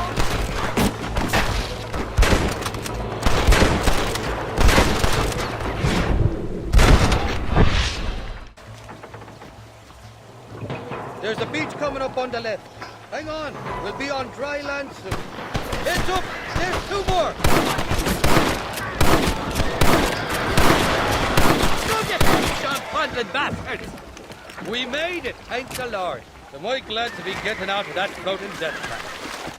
Oh, these horses look fresher. Whoop, and healthy. Before you degrade these poor fools any further, tell me where I'm headed. Of course, of course. Let me think. You do know people down here, aside from your friends who welcomed us on the way. Yes, I think so. I was real drunk last time I was here, John. You know how it is. I met an American guy, saw him shoot a man, drank with him in the village of Chuparosa. Funny guy. Or was that Canada? No, that was Canada. Guy here, not funny, but he's real nice. Failing that, you could try the provincial governor, Colonel something or other, some Spanish name. He's based out of Escuella. Played 3-chord stud with him. Or was it 4-chord Monty? I forget. He was a real nice chap. Or maybe he was a real bastard. I was real drunk last time, John. Well, thanks a lot for your help. Oh, let me guess. You gotta be on your way. The famed hospitality isn't what it once was, and I've never been known to overstay me welcome. So off I go to greener pastures. Good luck, John. You're an angry and a back ugly man, but not a bad one.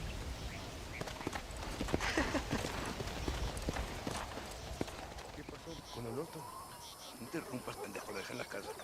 Y les digo, de aquí para acá, chinguen a su madre. Y que no cállese, güey. Y de aquí para acá, pendejos.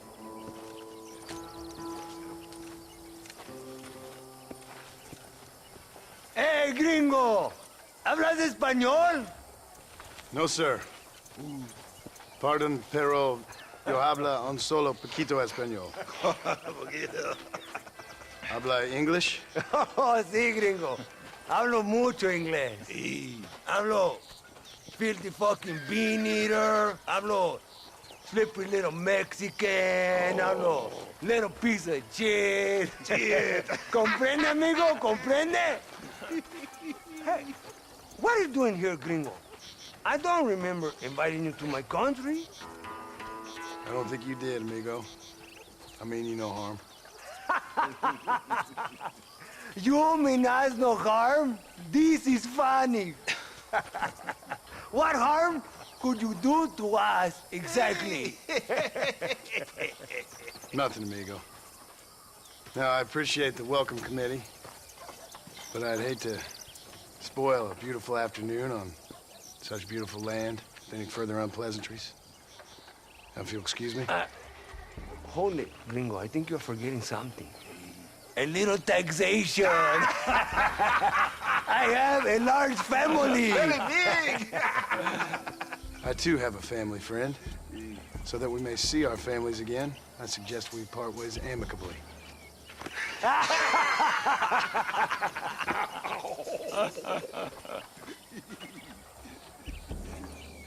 Can I see the boots, gringo? I think you can see them from where you're standing just fine, senor. Take off the boots, Americano. As you wish.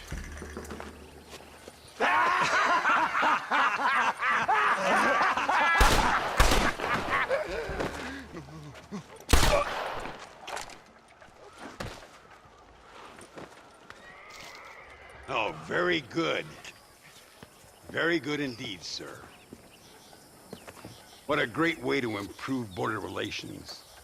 An illiterate farmer crossing the river, coming into their civilization and butchering the local peasants. Thank you very much, sir. Don't mention it, old man. You kill peasants, you become a peasant. I never aspired to be anything more. A socialist, huh? No wonder you left America. I'm many things. Most of them bad. But a man of political principles? No. Well, then I fear Mexico may not be for you, sir. Don't you worry about me. Oh, but I do worry. An angry man a long way from home, a man who handles a gun as sloppy as you. I can handle a gun okay, partner. Yeah, as long as you're killing quail or peasants. But if you have to face another man, you don't stand a chance. And you do? Can show you a few tricks. Come with me. Hold on. What's your name? That doesn't matter anymore. And you? I never had a name, mister. I was raised in an orphanage. A real American, huh? Wonderful. Just wonderful.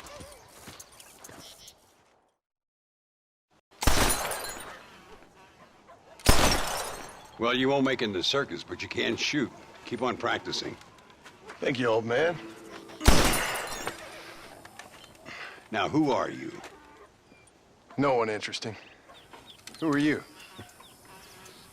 Landon Ricketts. Not a name that means much anymore. Means a little. You were famous when I was a boy. Yeah, killing men's a strange kind of fame. I was the fastest in my time. I must have been. I'm the only one left. What are you doing here? Living quietly. Waiting. For what? I don't know. And you? I'm looking for a couple of men. Bill Williamson, Javier Escuella. Escuella's from here. It could be. This whole place is teeming with Americans on the run. Mercenaries, locals hell-bent on revolution. Revolution? Another one? Yeah. Never really ends. This whole place has been a hotbed for revolution since before the Spanish left. Now there's another local guy running around promising the peasants their freedom. Just like the last 2 or 3. Local government, foul bunch. Colonel Linde, he runs this place like a feudal king. He's an awful individual. Is that so? Yeah. Until someone puts a bullet in his head. Come on, let's get back to it. You gotta keep that back straight. Otherwise it makes the gun jump. What do you want, gringo? What are you doing here? Have you heard? There's a war going on. My name's John Marston. Been sent here to retrieve a couple of men. Can I speak to your commander? You want to talk to my boss, gringo? I guess. Because I'm not good enough for you? No, sir. You think you're better than me? You come to my country, my poor little country, and you think you can be friends with the president? No, sir. I'm sorry, sir. Things must have come out wrong. Maybe you can help me. You'll be sorry, friend.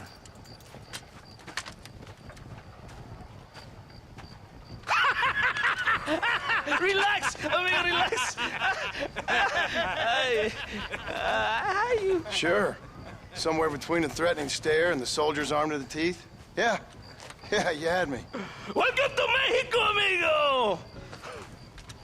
Let's come meet, drink, and then we'll talk. My name is Capitan Vicente de Santa. John Marston. My country is in pain, John Marston. Terrible pain. The rebels have seized the people by the throat and destroy a way of life. I'm no politician, sir. And I am no soldier, a killer. But we are both beholding to our time. A brave man, perhaps you have heard of him. Coronel Linde. He's trying to preserve the order in our province. To keep our civilization alive. It is tough. The people are confused and usually swayed. Sometimes in the service of what is right, you gotta do terrible things. It breaks my heart. I also am no moralist, sir. I wish I enjoy your freedoms, Mr. Marston. I'm trying to find a man, an American, an outlaw named Bill Williamson. I believe he came here to seek protection from another outlaw named Javier Escuella. You're no moralist, but you hunt outlaws? So it would seem. You heard anything of these men? I am the government, or what is left of it. Outlaws seek each other. They're possibly hiding with thieves and killers who pose as freedom fighters in the hills around here. They're united under one traitor named Abraham Reyes. Where could I find this Reyes? If I knew, I would be there, hunting him with everything that is true within me. Reyes finds you. Like cholera. Something like that. But it's possible, though.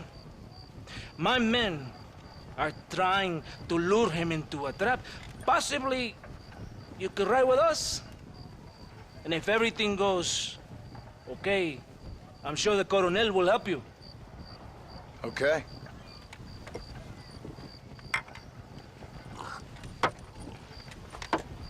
¡Vámonos!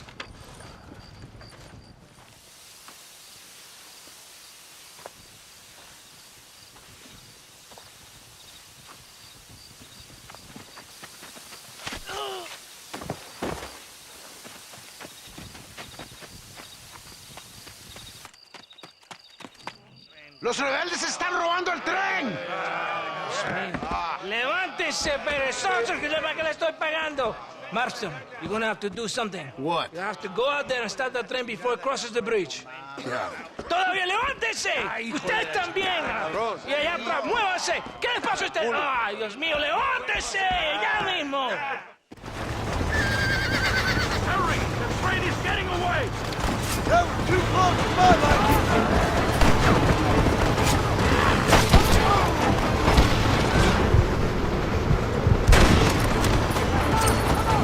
Let's go!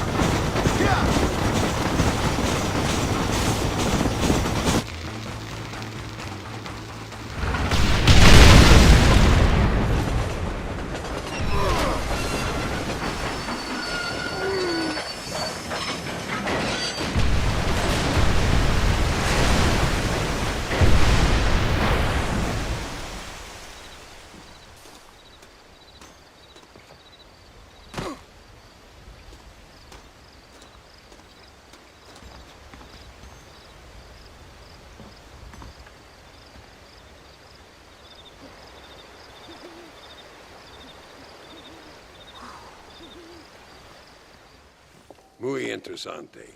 Gracias, amigos. Mr. Marston, how the devil are you? I'm fine. How are you, Mr. Ricketts?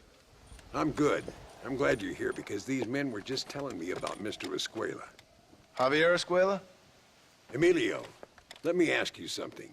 His nombre is Javier Señor Escuella? Is Javier to see? No sé, señor. He doesn't know. I got that bit. Ask him, was he about 5'8"?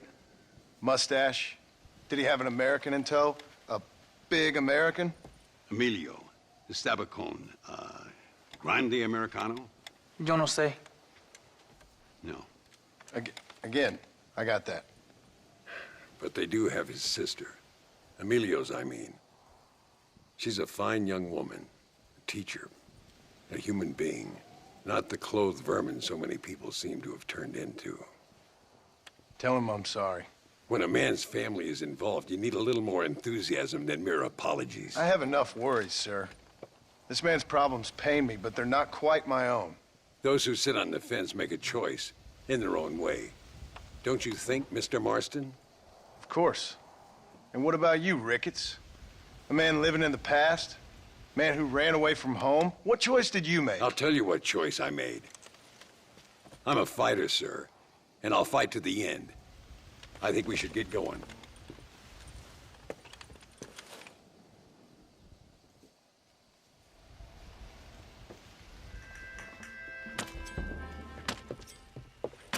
Carlos. See? We're here for Luisa. She's still being held up in the caves? Yes. She's still up there. Who's the cowboy? We're here to help. Muy bien. I can distract the guards. You and the gringo can get inside. Let's do it.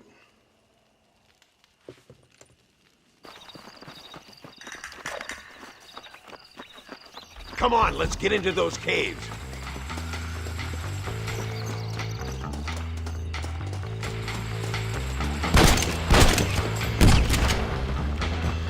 ¡Pare! ¡Ahora mismo! Cover me, damn it! Are you still in training? Stay with me.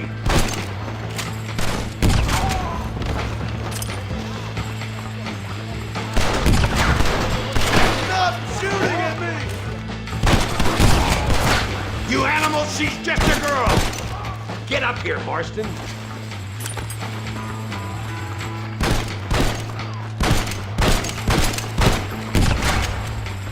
Don't give him any room.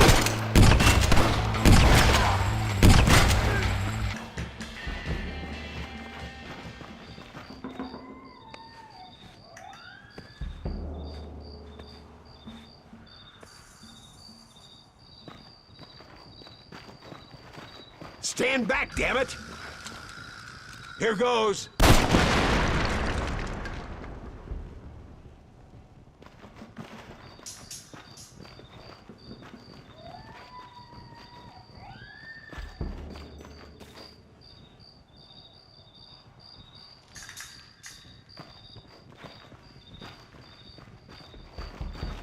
Come on, boy!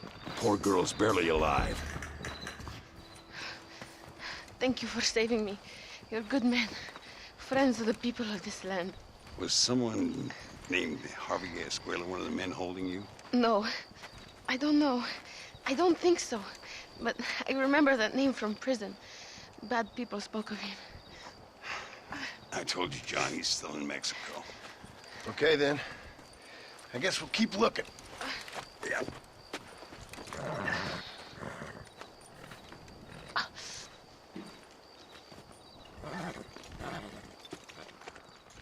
Eres llorón, maricón. Me das asco. Hablas lealtad, pero eres transparente. Estarás aplaudiendo cuando mi cabeza está pelado, ¿verdad? No, mi excelencia. Mis hombres y yo estamos trabajando noche y día por su honor. ¿Honor? ¿Qué eres, un muchacho? Jovencito, sin vergüenza. ¿Qué diablo es este cabrón? That's the man who helped us defeat Reyes. The man I spoke to you of.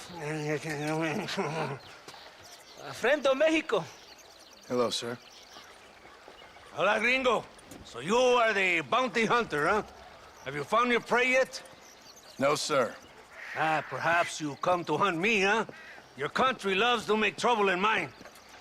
Perhaps, but it isn't so. Perhaps I should tie you to a horse and let it drag you around town. Or let the dogs fight you, huh? Then see what you say. I'd say the same thing. I'm here to bring two men to justice. Nothing more. Your politics or ideas of entertainment are not my concern. Yeah, I suppose not. Pero son tuyos. Sinceramente, espero que me encontraste alguna compañía más interesante que esa bruja que me traíste anoche. Let me ask you this, sir. Do you know anything of the men I'm looking for? Escuella is from this province. His father was a borracho, a drunk who worked as a laborer on land cultivated by my uncle. Men like that are natural allies for Reyes. My people have lived and worked here for 100 years. We brought civilization. And these people, these fucking monkeys, despise us. We brought them God! And they turned their back on him. Now I fight to help them from themselves, to save them from themselves. I see in their faces that they would kill me if they could. They see only a tyrant. That is the way it is. These people need a ruler. Well, sorry to hear that. Sorry? Why be sorry? It is a way of mankind. A fight between two forces. Que será, será. What will be, will be. But I know one thing, Senor Marston. Force, force, must be used if you're to have your own way. I'm sure. Now, perhaps you can do me a favor while I find these men for you. After we find the men, then I'll help in any way I can. You are in no position to negotiate. Now, por favor, a bunch of these idiots men are fighting at Tesoro Azul. Now you head there and you lend your support.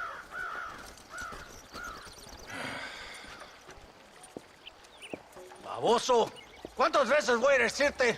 No ponga detrás de mí. ¿Qué eres, cabrón? No está mi sombra. Vaya. ¡Santa! ¿Por qué tardaste tanto? ¿Y quién es este gringo? Nos trae un favor. Cada hombre ayuda. I hope you fight better than this little girl, gringo. Come, let's have some fun.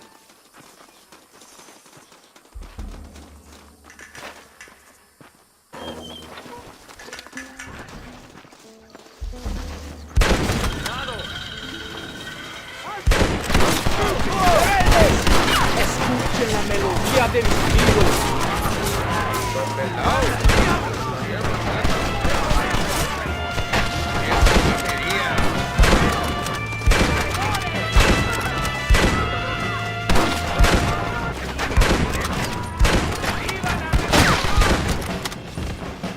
I heard the little horse growing in that house over there.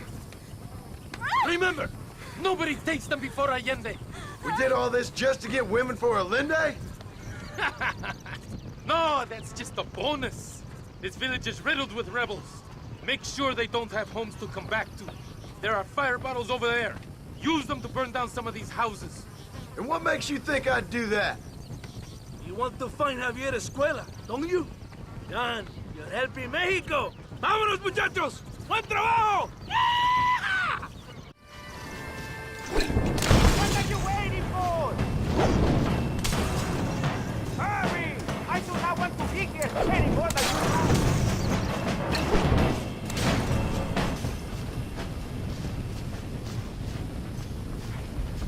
do. Isn't that beautiful? You really are pathetic. You need to relax. Come back to the villa and sample some of the new girls before they spoil. Ándeles lindas y patrióticas. Dale, que ustedes son putas y lo saben. Por favor, no me obligas. Oh, mi amor, nadie te está obligando a hacer nada. Solamente quiero que animes al hombre que va a salvar a tu padre. ¿Tú quieres a tu padre, cierto que sí, Linda? ¿Ah? What's going on here, Captain DeSanta? Just a little recruitment. Nothing for you to be concerned about. You boys using women soldiers now? Our costumes are none of your concern. Apparently not. ¡De santo mariconcito! ¿Me encontraste algunas chicas?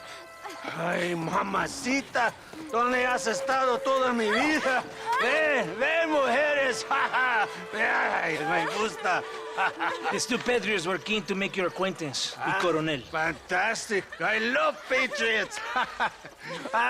Hey, Senor Marston, you here to fight the war? And we shall make a patriot of you yet. I hope so. Any word of those men? Oh, yes. I heard they were riding with Reyes.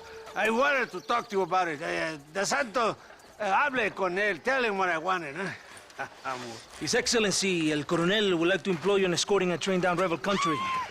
The job is dangerous, but you'll have the honor of... Mira. Another patriot? Of knowing that you served Mexico in her fight against forces that would destroy our society. How much you offering? 20,000 pesos. And information as to the whereabouts of Javier Escuella. Okay, then. Mexico loves you, Mr. Marston. She has a funny way of showing it.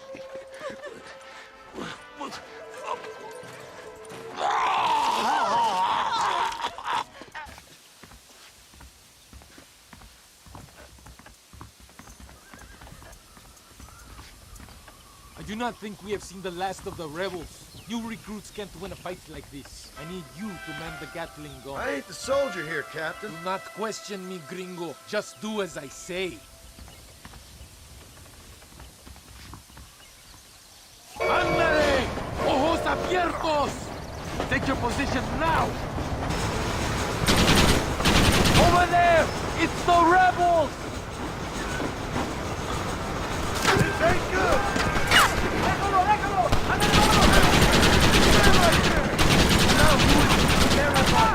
Somebody must have told them about the supplies! They better give me a square after this, I'm telling you. Worry about that later! You must hold them back! Keep them away from the people! If they kill the engineers, we will all be slaughtered!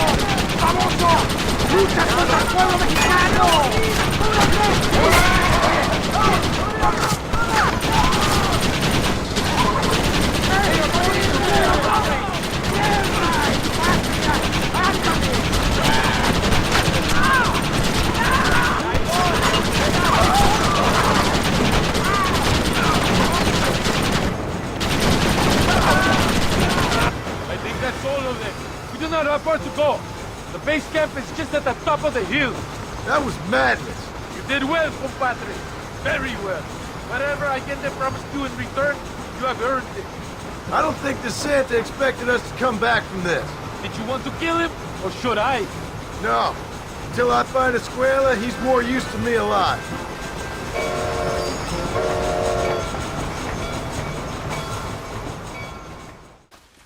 Senor Marston, thank you for your efforts. The escort was a success.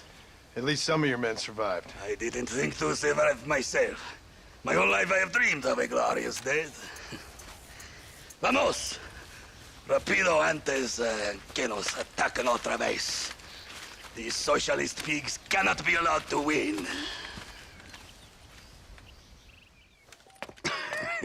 Hey, gringo. Mr. Ricketts. Come on in. Sit down and have yourself a drink. Sure. Say, any word of Javier Escuella? No, nothing yet. Say, why are you after him anyway? We're old friends. We was kind of educated together. So what is this, some kind of high school reunion sort of thing? Something like that.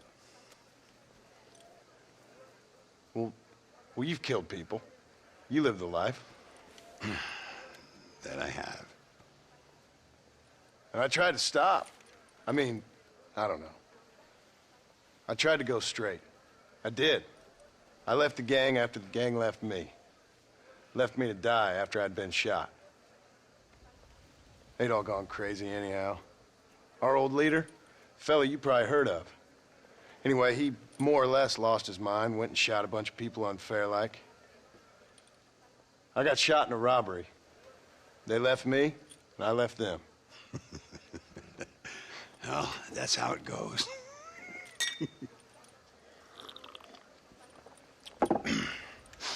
Already had me a woman, got me a farm, then I got me more trouble. Sure. Been sent to track down the men I used to run with. Track them, kill them. Well, if you don't, someone else will. There's no escape. Look at me, I spent 25 years killing men. Look at me now, sitting around here like some low-rent would-be messiah. We're relics. Come on, have yourself another drink and let's wallow in a little self-pity.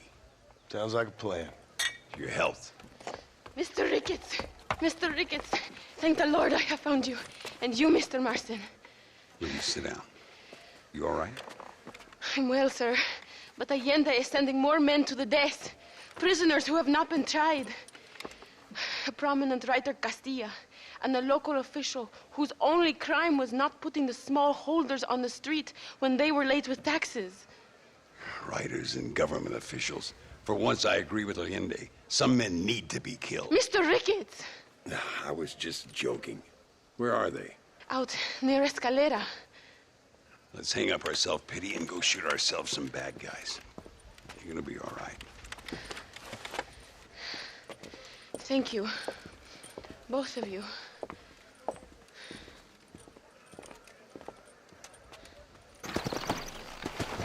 Easy now. Come on. Luisa was pretty shaken up. She's angry.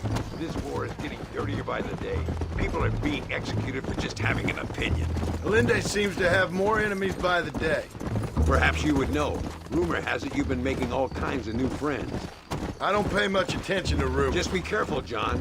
Keep jumping from one side of the fence to the other, you might just get impaled on it. I have to find these two men. With respect, how I do it is no concern of yours. Choose your tone wisely, partner. Remember who you're talking to. How could I ever forget? And who are you, John Marston? Apart from a rat feeding every other hand he can find, my name means something. All you've done is kill a few peasants, and the only real outlaw you've taken on dropped you like a bad habit. Now, I politely ask you to watch your tone, Ricketts. All I'm saying is, maybe there's a reason why people around here don't want to talk. You must miss your family. It's the only thing that keeps me going. You know, you remind me a lot of myself. How I used to be. Stubborn and angry. You ain't changed all that much. I always thought I'd lived in... Look! It's an army convoy. I think I see the prisoners in those wagons. This is our chance. See if you can take control of that first wagon.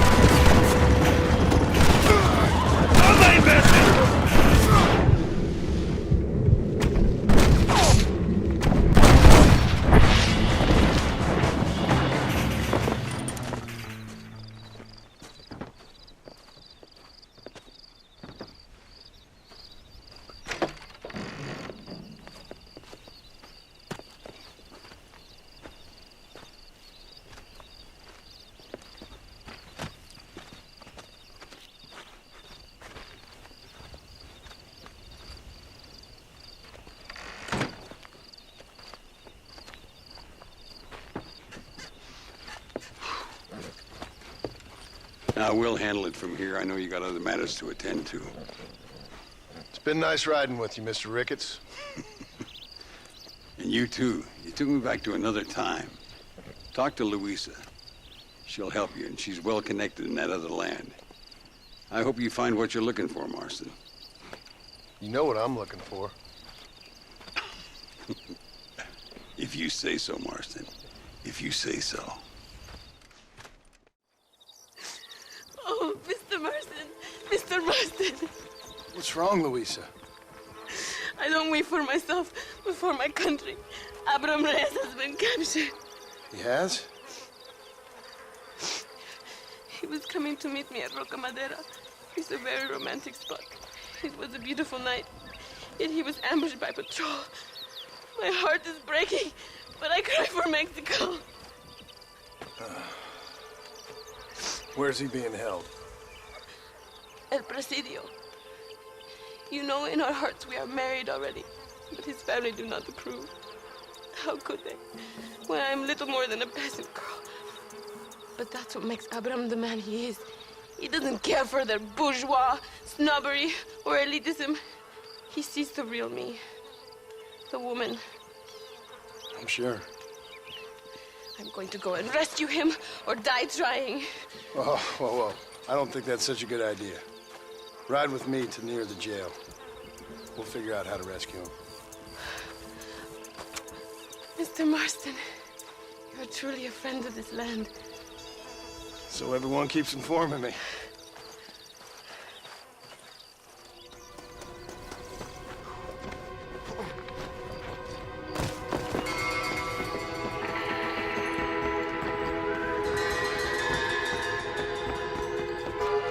El infierno te espera. You're gonna be muertos!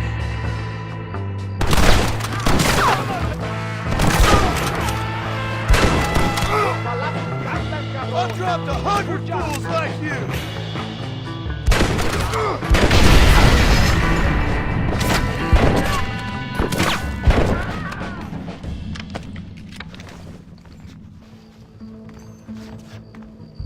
Luisa sent me. We have to meet her by the river. ¿Qué? Luisa, the girl you're marrying. Oh, yes. Such a devoted thing. El amor de mi vida. Abraham, Mr. Marston. Oi! The revolution will live on thanks to you. Yes, indeed, John. You are as a brother to me. And my people need a man such as you to help our cause. My ranch is in Agave Viejo, and let me say, my brother, that we await you. Well, best of luck to both of you, but I need to find 2 men so I can return to America. No problem. I will help you find those men. And in return, you will win a people her freedom. ¡Viva México! ¿A dónde tú vas, bella? ¿Eh? Bye, John. Vente conmigo. Tú sabes que en esta luz puedo ver el fuego en tus ojos. Laura, dame la fuerza para luchar. Your Marston! Good news, good news. The Coronel himself wants to speak to you. Come. Dámelo, dámelo, besito, besita. Don't be so conventional. Look at that ass, huh? Magnificent. Now save her for later, or I'll kill her and all her family. They're probably rebels anyway, huh? Anyways, it's good to see you, amigo. Good to see you. You know, you are a rare find. A gringo, who is also a friend of our country. Bienvenido. We welcome you. Okay. Relax, relax. I have some wonderful news for you. Quite wonderful, in fact. You know the men you hunt? They have been captured in Chuparosa. I want you and DeSanta to ride out there, and then you can take possession of them. It is my gift to you for all your help, senor. Although part of me wishes that you would remain here and enjoy more of our hospitality, huh? Thank you. If it's all the same, I'd like to collect the men. I have a wife and son at home whom I miss. Don't we all, amigo? Don't we all? DeSanta, I want you to take care of Senor Marston. Vámonos, cabrón, go! Adelante! Mi amor! Mi amor!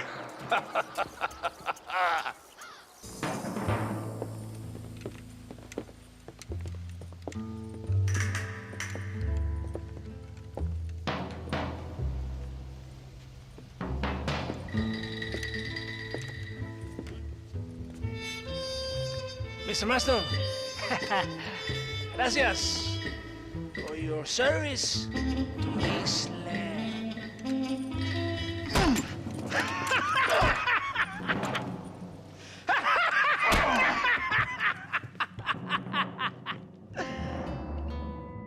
¡Levanten esta pizza, mierda!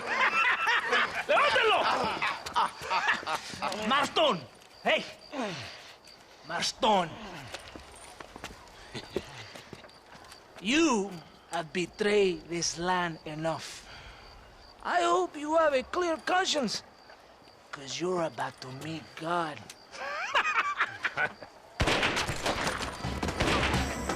My brother, they will kill you if you don't get your ropes off.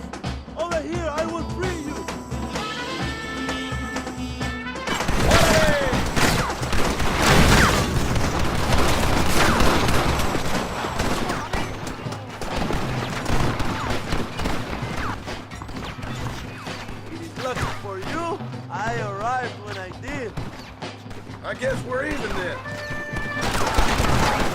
Venga, mi hermano! They're going to kill you! ¡Mátenlos! It's over, Fred!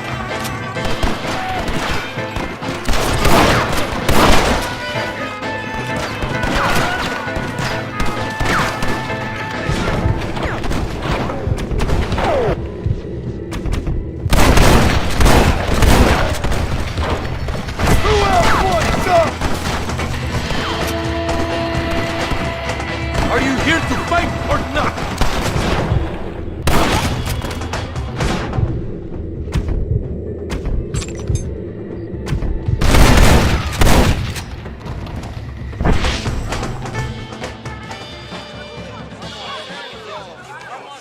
My brothers! Today, we have proven that the days of this evil regime are numbered. Soon, we shall be free, living together in a noble republic, justly ruled by fine men. But, el trabajo, the job is not done. Our struggle is not over. We will fight all day and night until local tyrants like Allende are no more. And him and all his dogs are brought to the sword. We shall be free. This time things shall be different for every man and woman in this land.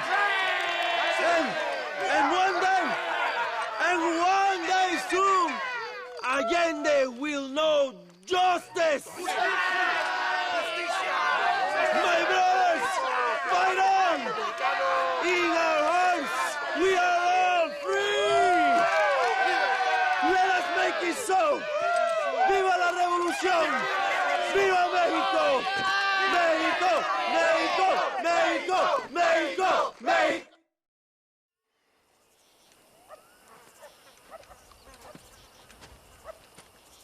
Hey, señor.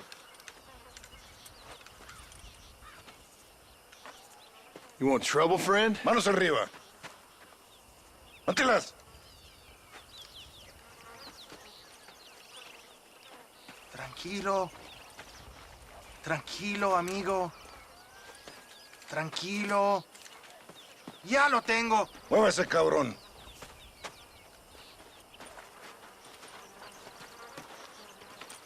Muévase.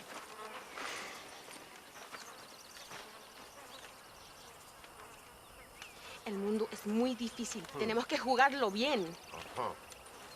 Ah, Mr. Marston, I knew you would come. Thanks for the welcoming committee. I'm sorry, we cannot be too careful. The world is very dangerous. Especially when you greet it with a gun. Please.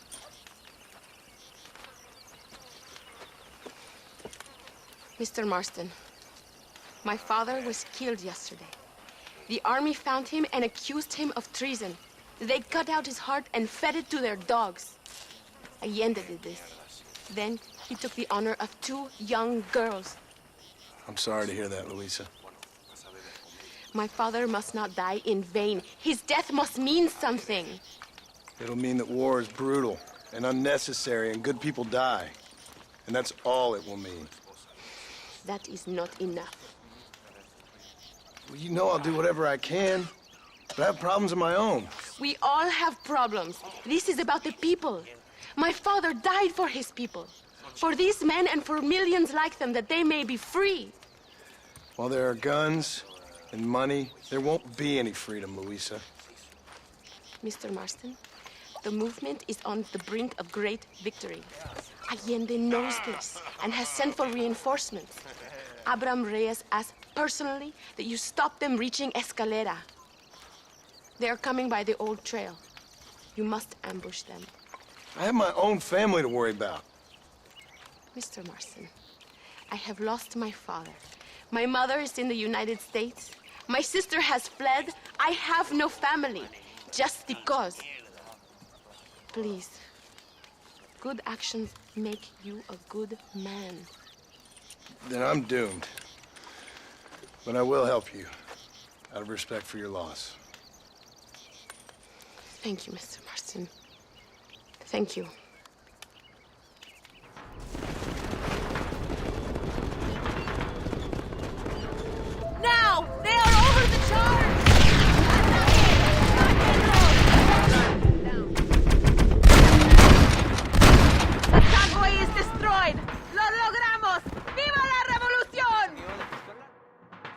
Thank you, Mr. Marston. We are a step closer to power. My father would be very proud. I hope it was worth it. I must return to Campo Mirada. Meet me there when you can. I will do my best to return the favor.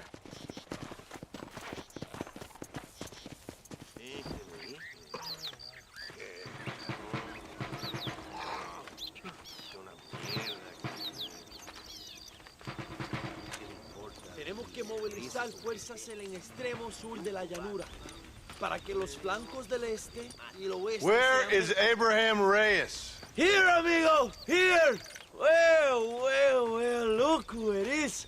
The American bandit turned bounty hunter who is about to win the Mexican Revolution. I don't know about that, mister. No, but I do, Mr. John Marston, I do.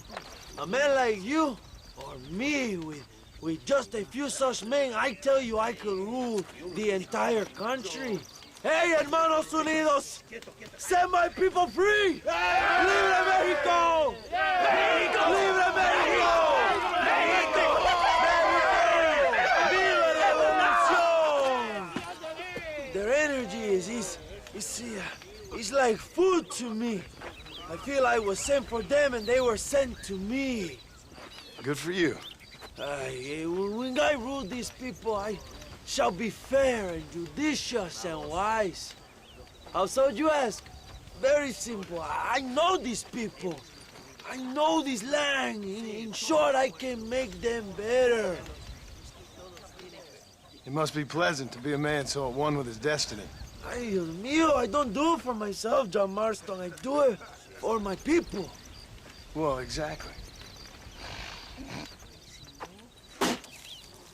Sarcasm, my friend, should be beneath a man such as you, don't you think? Very little is beneath a man such as me. Ha! Okay, well, in that case, I assume a little robbery will be a pleasant day's work. All in a good cause, of course. Come, my brother. Let us strike while the iron is hot.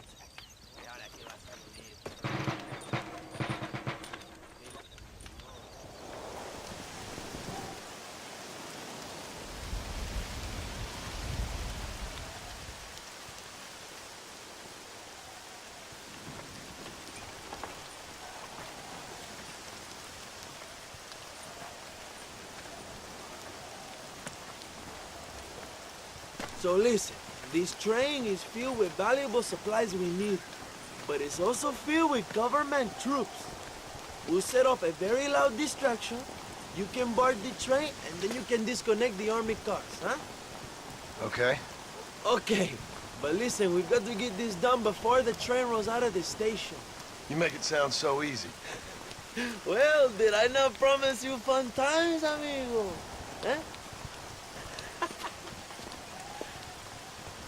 There are too many soldiers. We must surprise them. Here, take this knife. You can use it to kill the guards quietly.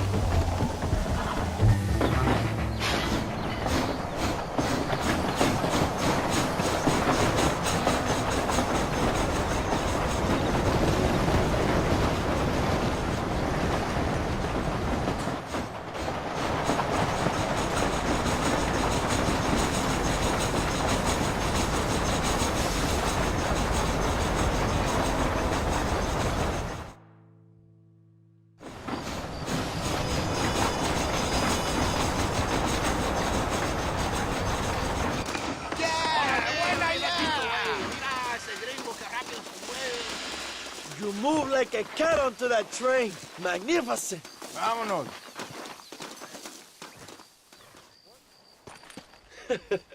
Not a bad day of robbing the establishment to give to the poor, eh, Mr. Marston? Very noble, I'm sure, but I need to know where Williamson and Escuella are holed up. All in good time, amigo. I'm off to deliver these goods. I'll see you back at the ranch. Oh, my spies tell me they soon will have the information you need.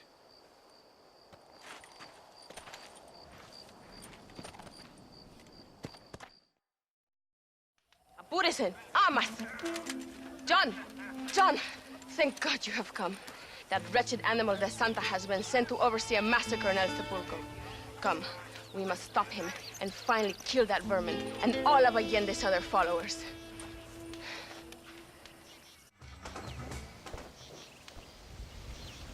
Tell your men not to open fire till I make a move. We don't want to give them a chance to escape. And leave DeSanta to me. I need him alive. We will wait for your lead, señor. En el nombre del gobierno provincial del coronel Allende y del Estado de este país, te condeno a muerte por traición. ¿Tienes algunas últimas palabras? No. Come on, quick!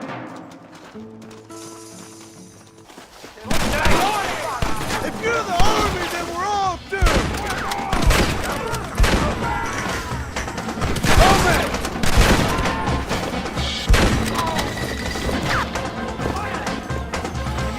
You're a traitor, Marston!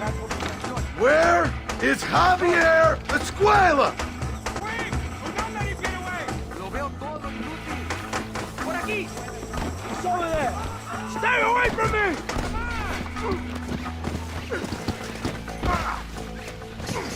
Please, we can come to an agreement.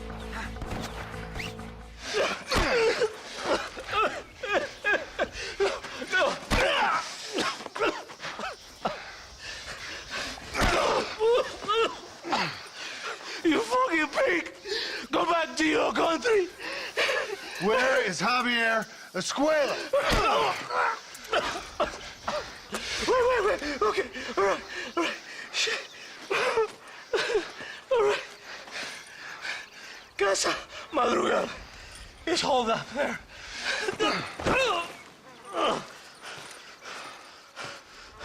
Now hurry up and kill me, or just let me go, okay?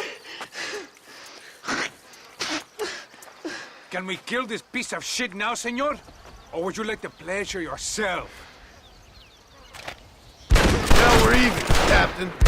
Sí! Viva Abraham Reyes! It is done. Come on. Now we find your friend. This place is deserted. Is it always this quiet? ¡Viva la revolución! ¡Traidores! ¡Enemigo! ¡No escaparás de mis brazos! ¡Toma, enemigo! ¿Pero qué haces? ¡Vas al infierno! ¡Aquí, decís para aquí! You trying to frighten me? ¡Despiértense! ¡El enemigo se mueve! ¡Traidor!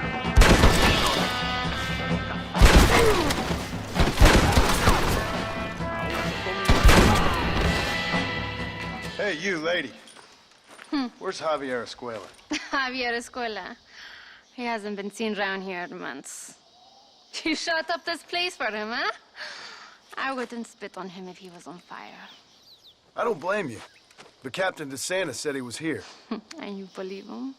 You must be more stupid than you look. Go shoot up some place sauce.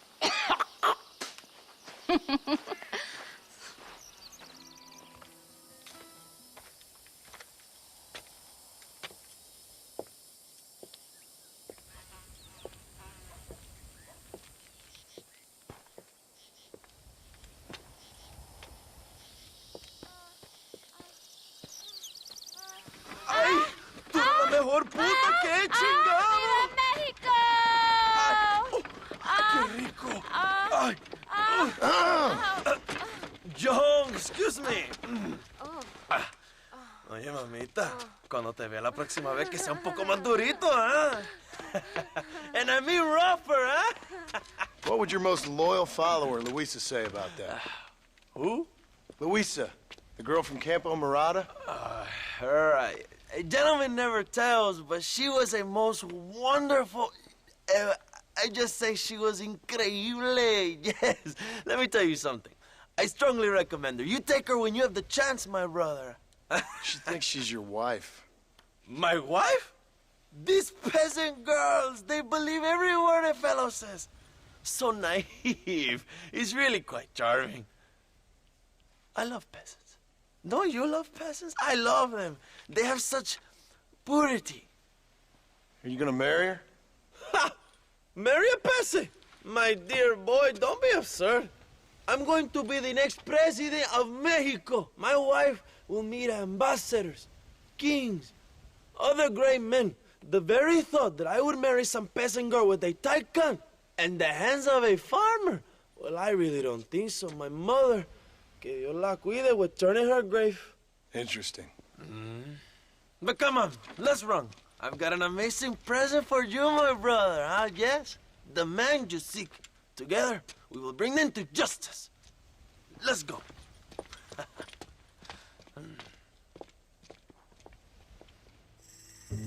My men will launch a ruse attack on the side entrance to the fort. Meanwhile, you, my American friend, will drive this wagon at the front gate and jump off when you're close. It's been packed with 5 crates of TNT. That sounds crazy. How long's the fuse? Yes, like I say, fun times. It's plenty long enough, I think. I'll see you in there, amigo. Remember to jump, my friend.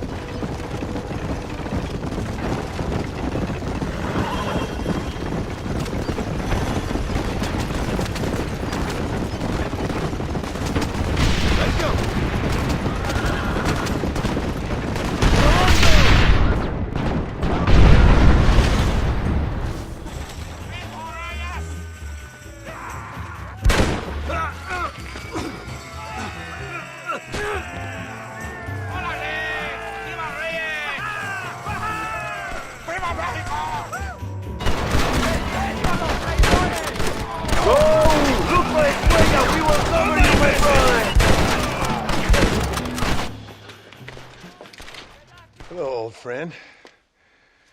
It's been a long time. Hello, brother. It's good to see you. I heard you was coming. You took your time, no? Come on, you're not gonna shoot your own brother, are you? We was family. Yeah, we were. Then you and Dutch went crazy and family didn't mean so much. So now you do the government's work. And what do? You just work for a different government. Come on, brother. I think we should go our separate ways, huh? What you and Dutch did was wrong. And the way you left me was wrong. Now, I hate to judge, but as it turns out, it's you or me.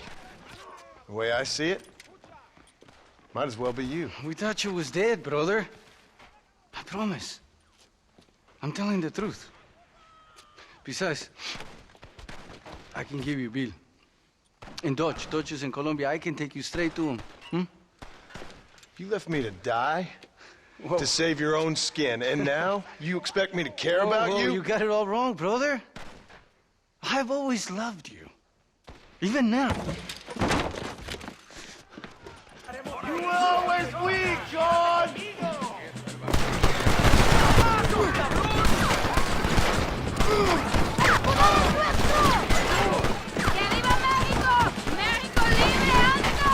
Go, my friend! He's getting away! Yeah!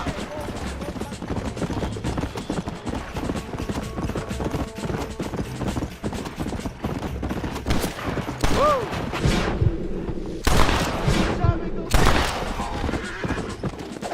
It's over, old friend! I got you now! I'm taking you in, my brother. I'll let the others judge it. Where's Bill? I don't know. Where's Bill, you son of a bitch? You think I won't kill you, brother? He ain't here, brother. He's with Agenda. Oh, you piece of shit.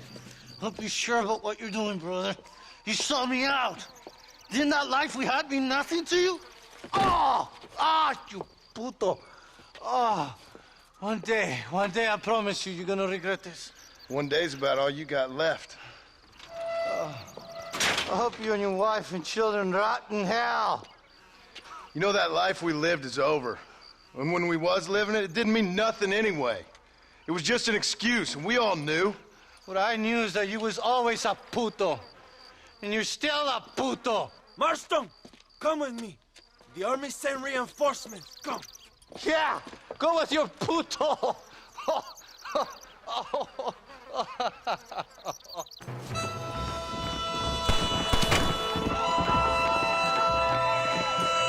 ¡A muerte!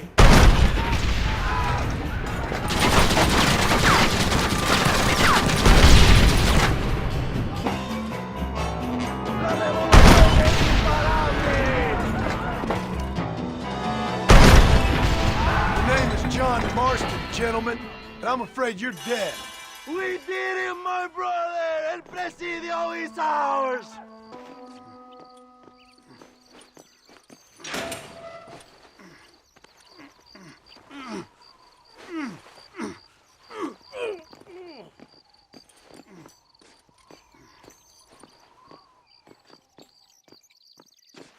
Two old friends reunited. It is a beautiful thing.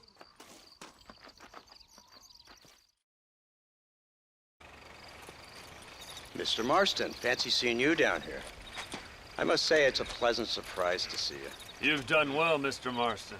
Now, Javier here gets to see how far the hand of justice can reach. Come on, you. Get in the damn automobile. Can we assume one of my commitments is cleared? Unfortunately, nothing is cleared, John, until your obligations are met. We need you to find Williamson, then head to Blackwater as quick as you can. We have reason to believe that Dutch Vanderland is in the area. Oh, your wife sends her regards.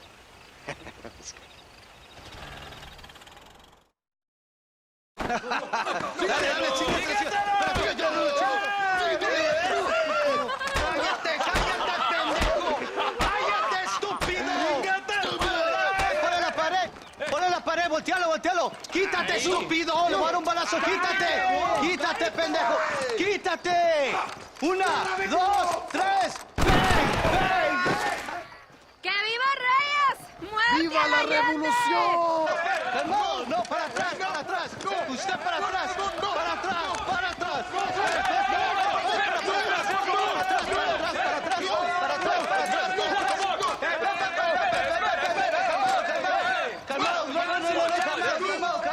Escuchen, rebeldes. Escuchen cómo cantan los tiros. ¡Otra vez! Welcome to Mexico. My brothers and I are just discussing the future of our country. Okay, let this man go. And who are you, gringo? I'm no one. But unless you want this town to tear you and your boys to shreds, I suggest you let him go. And you think you could tell me what to do, friend? Oh, you should listen to him, friend. Look at that. You want to risk it? The American is a drunk. If I were you, I would pull that trigger. Put the gun down, Americano. Ya, mátalo. ¡Dejen mi hombre! ¡Mierda! ¡Ay, Dios mío! Santa Maria! So you want to settle this now, friend? Or you want me to shoot you in the head right now for that poor girl? Okay, but we fight like men, not like dogs.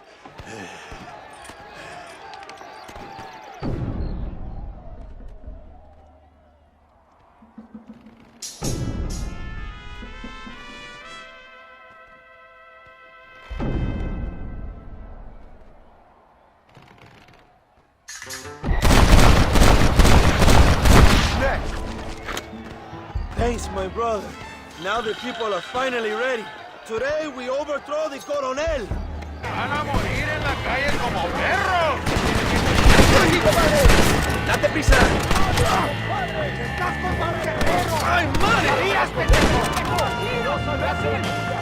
Next time, you fools just run away. ¿Estás listo para morir, peón? ¡México libre! ¡Bien! We can use gunpowder to blow the door open. Wait while we get everything into position.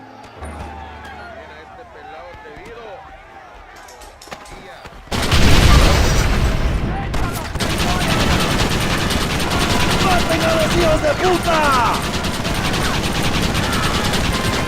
Your best start, brother!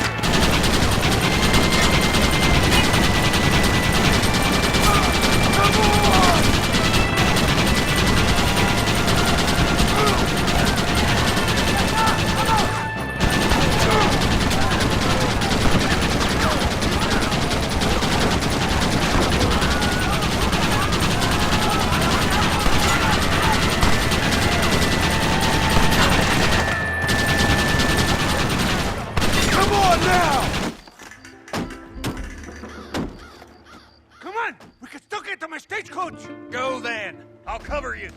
It's Allende and Williamson. Come on, John.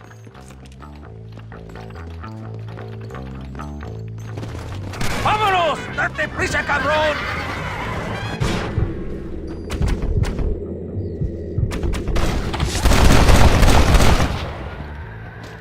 I'm getting the hang of it.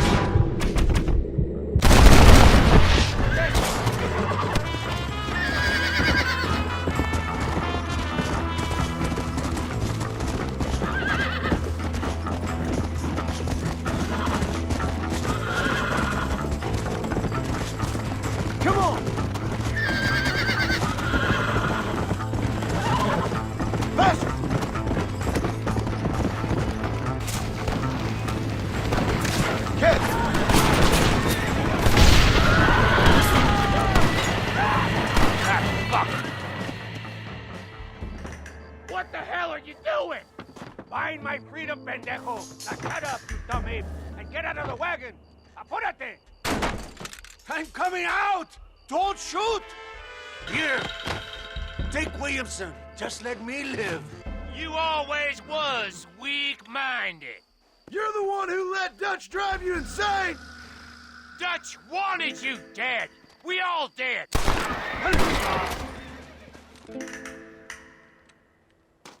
Allende is dead! Mexico is mine!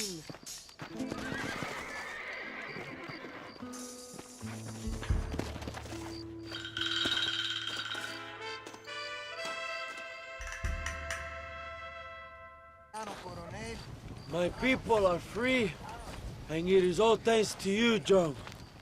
And to the people who laid down their lives. People like Luisa. Oh, yes. She was very brave, and she will be missed. Who was she again? Your peasant girl wife-to-be? Oh, yes, of course. She will have a day named after her. Laura's Day. Luisa. What? Oh, yes, I know Laura as well. Magnificent girl. Like riding a pompous bull it was, amigo. You never saw anything like it. Anyway, enough about sport. Let's get back to politics. I trust you will join us in riding on the Capitol. I'd love to, but with Williamson dead, my jailers need me back in Blackwater. ¿Qué hacen? Levántense. Well, I must say, I'll miss you, John Marston. I doubt you'll even remember me, Abraham, but it's been an experience. Good luck with the revolution. If you win power, remember why you wanted it. Well, travel safely, amigo. Vámonos.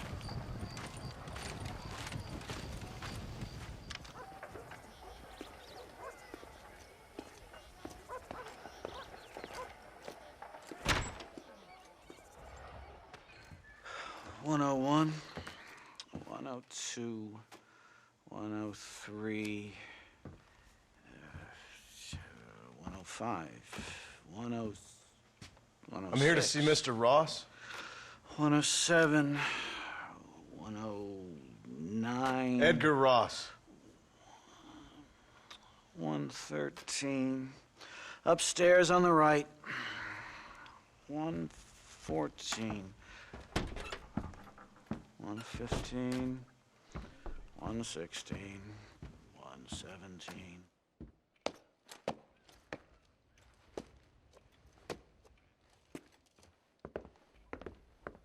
Mr. Marston, so glad to see you. How was your journey? Where's my wife and son? Being well looked after. Well looked after. I want to see him. Mr. Ross wants to speak with you. We've had some important developments. You want me to take out a gun and blow a fucking hole in your head right here? Right now? You want that? Mr. Marston. You want that? Mr. Marston, I ask you to calm down. Why? Why? I did what you asked. I got you Williamson and Escuella. It's over. Stop playing games with me. No one's playing games with you, Mr. Marston. But if we were to play some games, there'd be some interesting ones we could play. Thanks, sir. Like hanging you for murder, or confiscating all your property, like that little farm of yours, or having you put in an electric chair. Those are the sort of games we could play. But we choose to play a different game. So calm down and play along with us. Where's my wife? You know, I forget, but I hear it's very nice this time of year. Mr. Marston, please, I've never insulted your meager intelligence. Do not insult mine. We've done this little deal for your freedom in exchange for all your men from your old gang. You gave us Williamson and Escuella. We still don't have Vanderlyn, but now we know where he is. Then go and shoot him. No, sir. I want you to shoot him for me. And then I'll let you be. The last thing I want to do is make martyrs out of all these people. He could be killed by some petty squabble by another lowlife. We believe Vanderlyn is holed up with a group of renegades near the wreck of the Serendipity riverboat. Yes. Another group of renegades. Obviously, the first group, your group, has, shall we say, been disbanded? Disbanded. Anyway, Mr. Ford and Mr. Marston, shall we go? Oh, Mr. Marston, your wife and son are doing well. Let's both try to ensure things stay that way. Okay? After you, sir.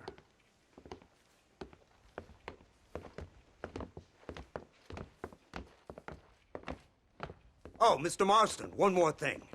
This is for you. You're too kind. See, I have nothing but your best interest at heart. Let's hope it doesn't go off by mistake.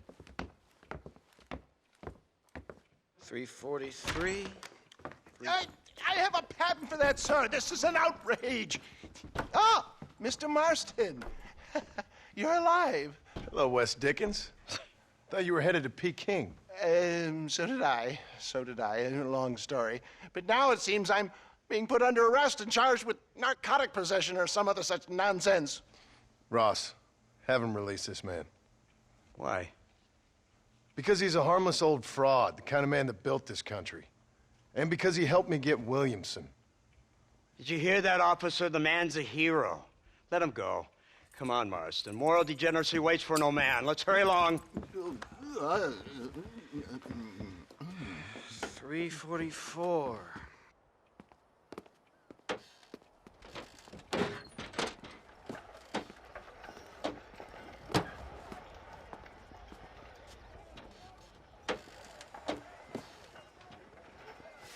All right, Mr. Fordham, onward!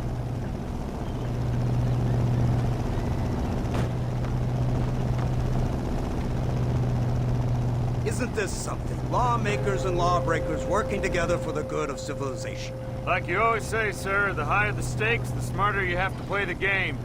I can't imagine I ever said anything quite so trite. In any case, I'm not sure Mr. Marston would agree with us. Unfortunately, Mr. Marston isn't broad-minded enough to appreciate the unique opportunity we're offering him. Son of a whore. You best watch your damn mouth! And it's strange you should say that, Mr. Marston, because according to my files, you are the whore's son. Now, what else can I recall from the files? Oh, let's see. You killed hundreds of innocent people. You've robbed at least 40 banks that we're aware of. They told us there was a prize when you got to 50. I'm glad this is all such a joke to you. I want my family. And I'm sure all the men you murdered wanted their families too. Come now, you're stupid. But you're not that stupid. We both know how this has to be. And it could be all over today.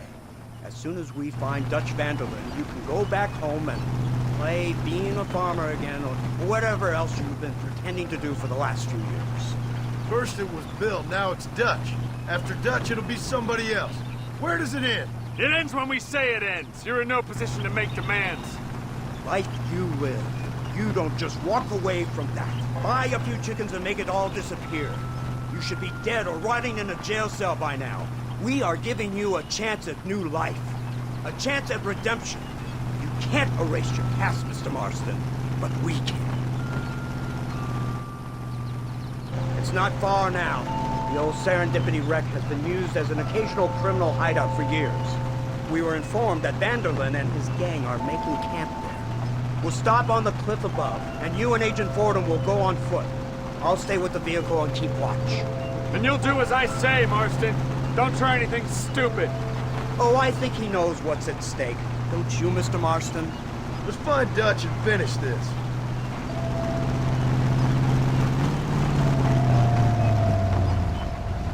Right, let's go, Mr. Marston.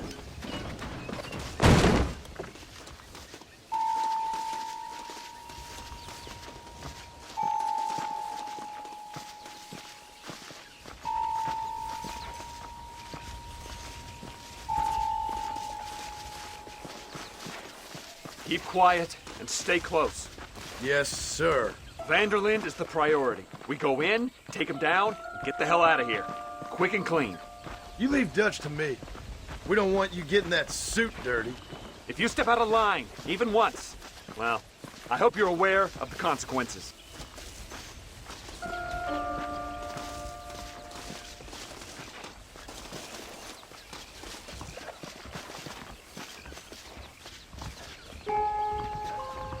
Seems real quiet, don't you think? You tell me. Maybe Dutch caught wind of things. That informant better not have been lying to us. Keep your eyes open. They are open. I don't see nothing. It doesn't feel right. This place is usually teeming with lowlifes.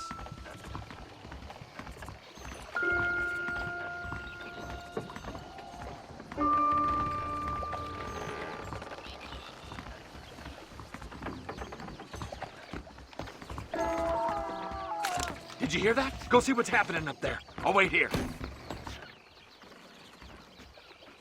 Over here! I found him! Good God, that's our informant. Gnostics, what the hell's going on here? It's a trap! Shit, Marston! You'll have to carry this man! I don't think he can walk. Devil!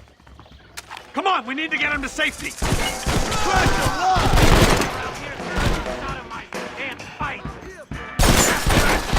You about to die, friend! What do you think you're playing at? You pretty son.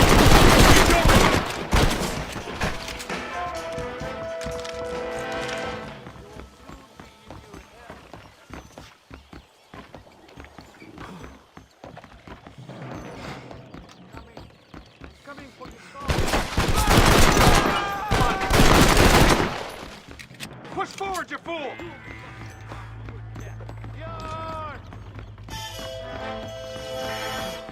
What the hell's happening here? It's your last. Can somebody send a man for me to fight? This is Ford!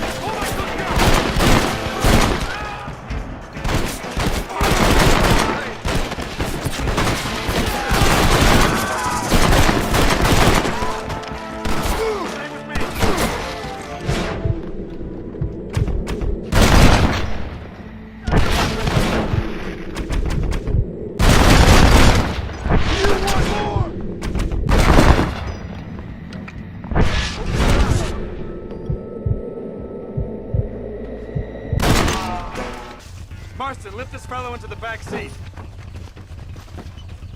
Put him in the car so we can get out of here. Let's go, there might be more of them. Come on, let's get back to Blackwater. So, this is the office of an anthropologist named McDougal. He was thrown out of Yale for a degeneracy. We should tell you something. Indeed, but he's been helping us deal with the natives in this area. They see him and they presume we're all idiot academics. Huh? Give me a hand here, Marston. Ah, Mr. Ross. Mr. Fordham? Good day. Good day. What on earth's going on here? Kid got shot in the leg. Beat up pretty good. We'll send a doctor. Now, McDougal, We need information from this fellow about Dutch Vanderlinde. Can you see what you can find out for us? Do my best, sir. Make sure you do. Professor McDougal has been a good friend of the U.S. government, Mr. Marston, just like you. Why don't you see if you can help him in his study of the native problem in this county? That's a good fellow.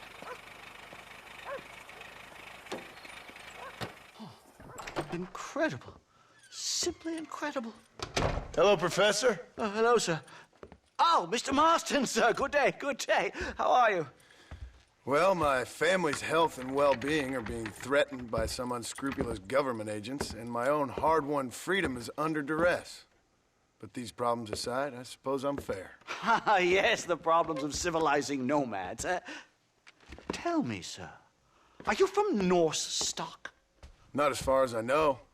I was raised in an orphanage. My father was Scottish. Unfortunate. You'd make an interesting case for my theory of natural population characteristics. Really? Well, yes, a white man, obviously, but with a savage spirit. Trust me, sir, I mean savage in the best possible sense. Natural nobility, but also simple, pure. I've been looking at some blood samples through my microscope, and you know what? No. Well, of course you don't. It's a remarkable breakthrough. I've been looking at the blood of both natives and white men of corresponding height, weight, and age, and you know what? Again, no. They're exactly the same. It's remarkable. It completely refutes my last book. But I'll tell you what, sir. This sabbatical in the field may have been somewhat forced upon me by circumstance, but my scholarship has benefited enormously. Would you like to partake of a syringe of cocaine? I've quite enough for two. Not right this minute, no. So it's a remarkable drug. It entirely restores the ego. It takes one back to a primal state. It helps my thinking enormously. Nastas, come on. Come in, sir. Would you like to take off your slippers? Or skin a rabbit? I know we cannot see the stars, but still my heart is pure, and we meet as equals. These savages must be spoken to simply in metaphors. No, sir. I grew up on a reservation and attended school. Oh, lovely. But I can show you what you want to see. I know where the group of bandits you seek are hiding. Both of you. Vanderlinde has attracted a following of young men on the reservation. They are turning to bad things. The savage heart cannot be conventionally civilized. I was right all along. Where's Dutch Vanderlinde based? In the hills, in Cochene. Let's go. I know a way there that is not guarded. Marvelous. It's simply marvelous.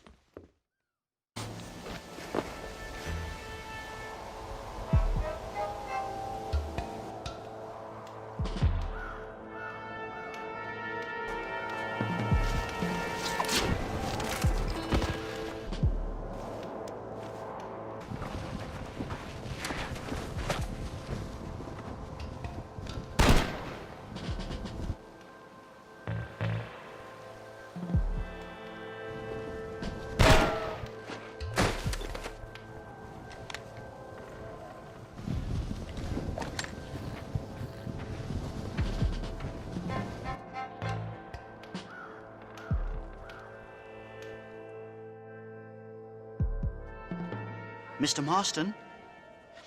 Mr. Marston! Mr. Marston!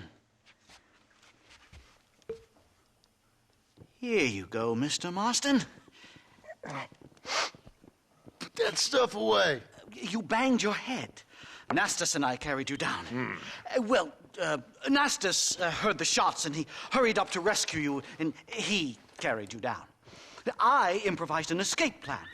I'm more of a planner than a man of action. Thank you, gentlemen. Friends of mine are with Vanderlinde. We must try to reason with them, sir. Vanderlinde's gang contains several natives. We must meet with them and try to save them from disaster. My people have already endured many disasters. Before, this was all our land. And now we have brought you civilization.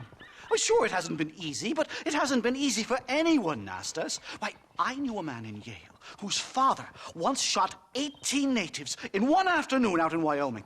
Oh, the man was quite traumatized. He took to lying with choir boys. For a wise man, you are a very stupid man, mister. Gentlemen, I'm going to leave you to figure out right from wrong.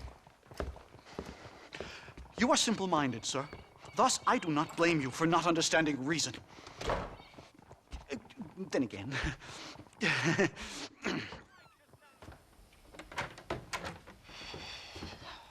What a pleasant surprise, Mr. Marston.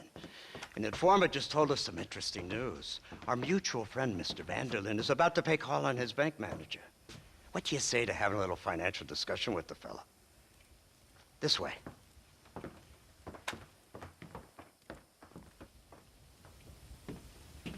Let's get up on the roof. We'll have a clear shot at them from there.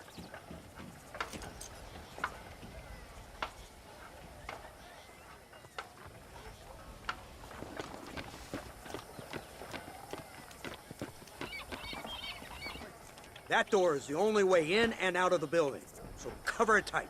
You see those horses to the left by the building across the street? Dutch's boys hitched them there. They'll have to run that way to make their escape.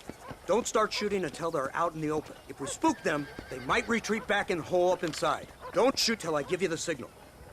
Keep your sights trained on that bank door. Someone's coming out. He's unarmed. Hold your fire. Nice shot. They're coming out. Let's kill the rest of them.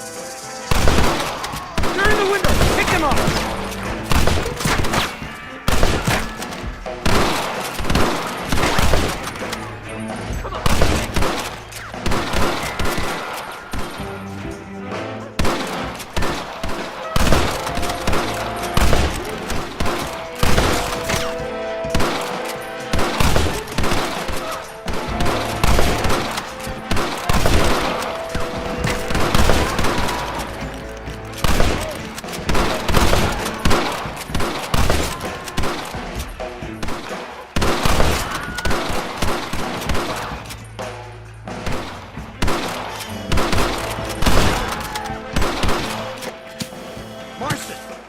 With Hopkins and Manning. Get Dutch. Be careful. There may be some innocent people there.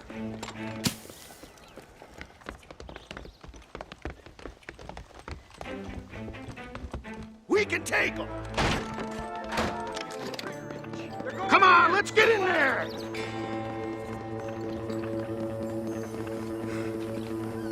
Shoot the lock off that door.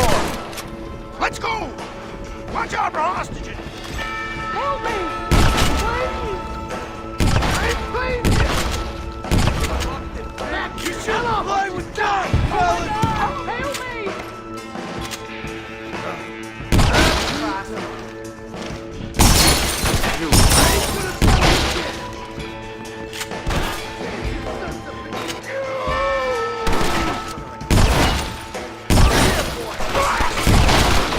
I think they're behind this door!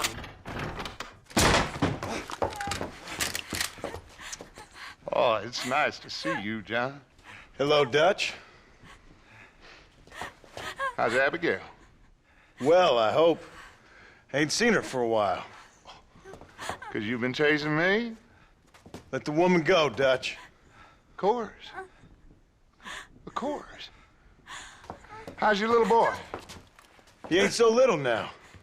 No, he must be what? 15? 16? Doesn't time fly? Don't adjust. It's over, man. Of course. Of course. I surrendered, John. You're the master now. I've been my master since you left me to die. We all make mistakes, John. I never claimed to be a saint, but equally, I never took you for an errand boy. Just trying to help my family, Dutch. By making compromises we all have to. Now let her go. It's over. You want the girl, John? Huh? You always were the romantic sort. You know, gentlemen, this man here, oh, he married a whore. Used to ride with us. We all had her. Oh, but he married her. And you know that makes him a better man than us. He's a better man. Have the girl, Count. Easy, Dutch. She's a parting gift from me. No! God damn! I don't see him! What the hell happened in there? This is your fault, Marston. You got a gun too, Sheriff. You waited too long. Next time I'll just shoot the girl. That's enough. Come on, let's find the bastard. Mount up. He went this way. Yeah. Yeah.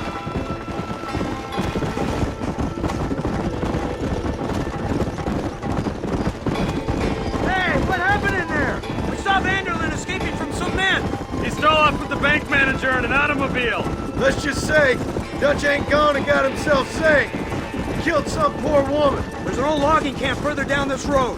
It's been abandoned for years. My guess is that's where they're headed. Come on, follow me.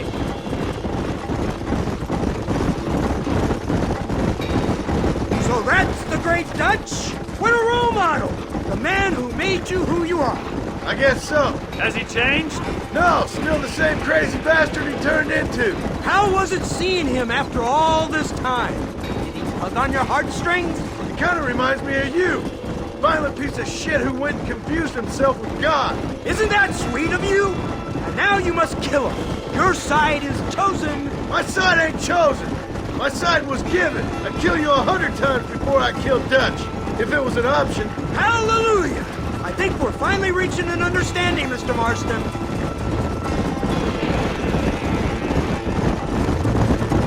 Who the hell are you fellers anyway?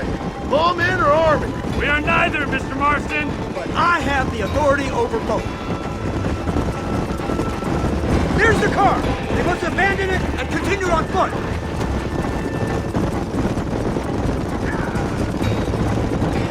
Come on, come on. Whoa. Leave the horse free.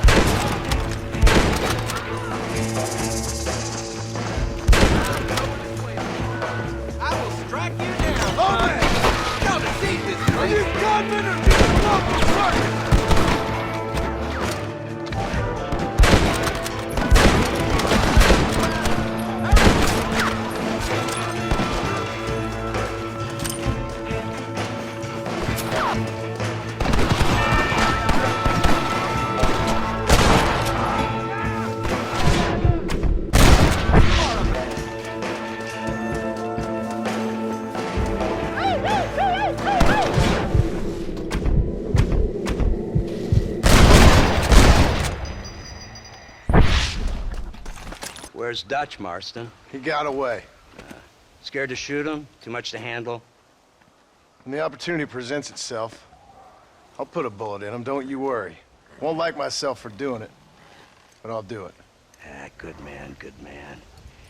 You know, at the end of this, you'll probably get a medal. I know I shall.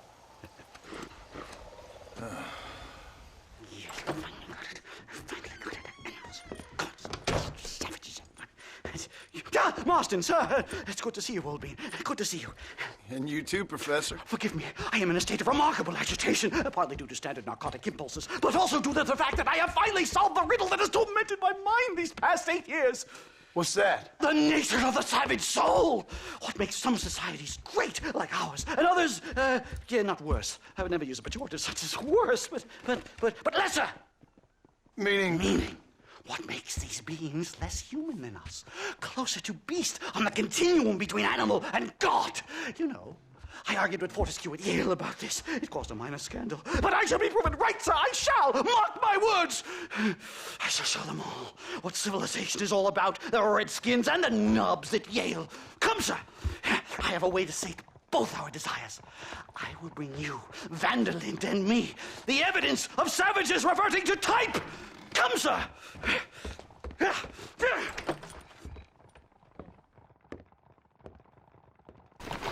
Hello, Professor. Mr. Marston.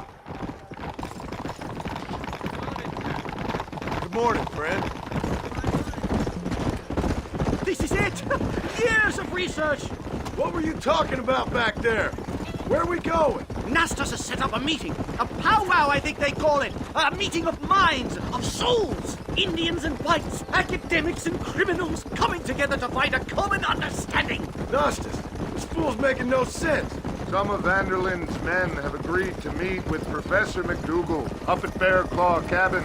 Why the hell would they want to do that? I think they are interested to find out what conclusions a white man has reached on hundreds of years of culture and society from the comfort of his hotel room. Wonderful! Do you think I could ask for a skin sample from the soles of their feet? I don't think that's a good idea.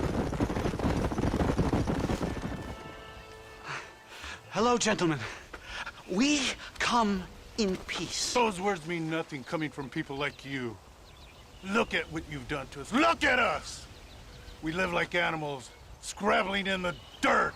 Well, violence isn't the answer. Maybe you live in a different America than we. Men like Vanderlinde will lead you to disaster. I think we've already experienced disaster. The likes which you could only imagine. Put your hands up! We come in peace! Do as he says, Marston. You call this a meeting? Give me your damn weaponry. This is not what we agreed to. You shut your mouth, you treacherous snake! Holy shit, damn it, Dutch! Professor, get down now!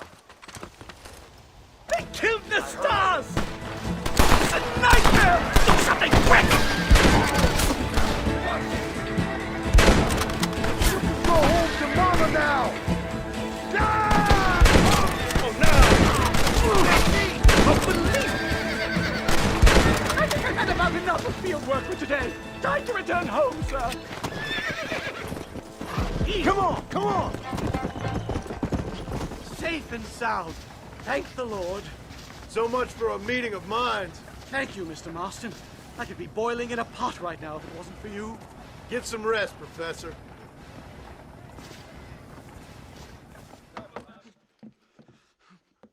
Professor! Oh, it's you, dear boy. Come in, and shut the door. What's going on? You leaving? Yes, sir. Yes, I am, sir. You know the thing that is vital, without which scholarship cannot proceed, sir? No, I don't. Not having a bullet in your flipping neck, sir. I am not cut out for this. No, I'm not cut out for this at all. Nope. They're fucking savages! Savages! I think we all are. Not me, sir. I'm from Connecticut.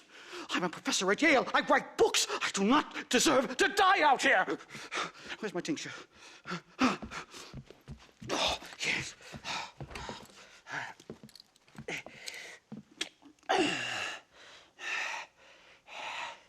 You okay, Professor? Oh, dandy, sir. Just dandy. Oh, great heavens above! Is that you, John? Hello, Dutch.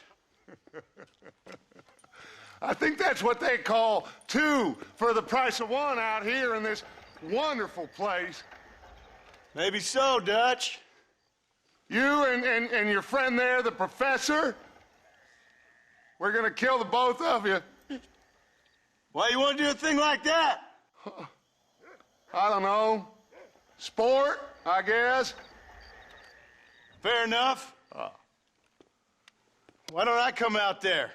We fight.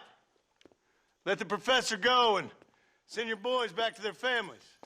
Well, that sounds like a beautiful plan, John. Only problem is, my boys here, they already lost their families a long time ago. We aren't thieves, John. We're fighting for something a bit like you. Only we're fighting for an idea, not just for ourselves. That's beautiful, Dutch. You always were a fine speaker. I was. Now, would you kindly send that academic out here so we can show him what we really think about the art of anthropology? Lisa, what are we going to do? I'm gonna hand you over to him and watch him tear you limb from limb. What? I'm just kidding. We're gonna run across the rooftops. Get you back to your ivory tower. Oh, thank you. Thank you, sir. Don't thank me. We're still here. Come on.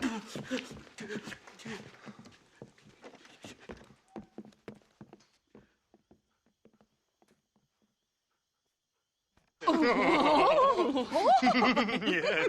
Oh, come here. Oh, Good day, sir. Madam. Look here, sir. What is the meaning of this outrage? You two stay down and shut up.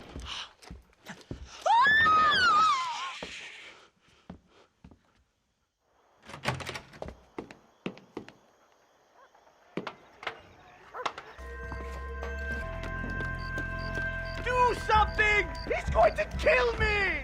Follow me.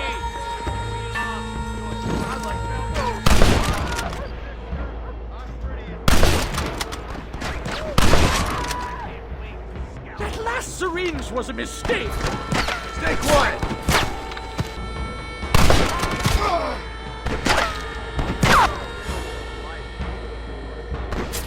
I'll never make it back to you. I'll shoot you in a minute, McDougal.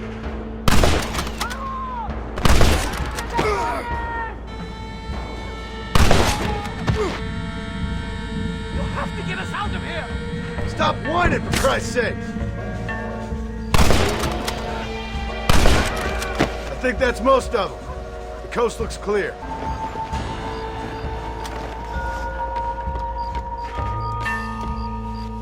The horses should be in an alleyway down here.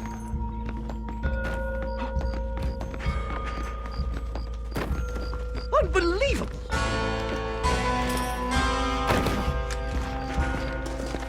All right, get us out of this hellhole. Faster! Slow it up. Head for Manzanita Post. I'm taking the first train out of here. This really couldn't have gone more horribly wrong. At least you got some good material for your next book. You know, I dreamt of documenting the last days of the Old West. The romance, the honor, the nobility. But it turns out it's just people killing each other. It always was, Professor. And the Old West ain't quite dead yet. Oh, I know, Mr. Marston. Believe me, I know. My research is complete. Much as I thought. There's no civilizing this savage land. I could have told you that for nothing. Ah, but they'll give me a prize in New Haven for this. Well, they bloody better. Well, goodbye, Mr. Marston. Best of luck, dear friend.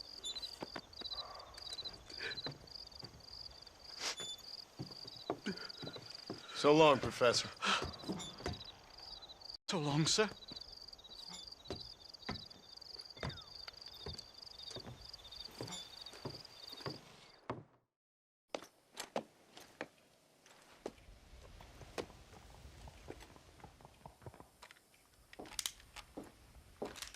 What do you want, Marston? My family. I've done what you asked. No, you haven't. This is the land of opportunity, and I gave you the opportunity to save your family, and you failed. How could I possibly reward you? Marston, you're a public menace. We should have had you killed. I wish you had. But since you didn't, where's my family? Oh, spare me the noble savage fall in the sword tripe, will you, old boy? It's nauseating. You don't wish to be dead. You're an insignificant creature desperately clinging on to life like the rest of the scum in this town. Yeah, I know it's tough. You like Dutch. He's a charming fellow. He makes sense. He's like one of those nature writers from back east. Only he takes things a tiny little step too far. Rather than just loving the flowers and the animals and the harmony between man and beast, he shoots people in the head for money. in disagreeing with him. He's a goddamn killer. Now, I'm not a great intellect, but the metaphysical leap from admiring the flower to shooting a man in the head because he doesn't like the flower is a leap too far. So, I know it's easy. You see, me and Archer, we're the bad guys. We enforce the rules. Now, while the rules may not be perfect, they're really not so bad. Exactly. What's the alternative? Yeah. See, I'll tell you what the alternative is. It's not complicated. It's about one man and his gun versus another man. Sure, civilization may be dull, but the alternative, Mr. Marston, is hell. And the way you enforce this civilization, this freedom for men to like or not like flowers, or whatever in God's name you were just talking about, is to kidnap a man's wife and son? Well, I know there's contradictions. I'm not going to lie to you.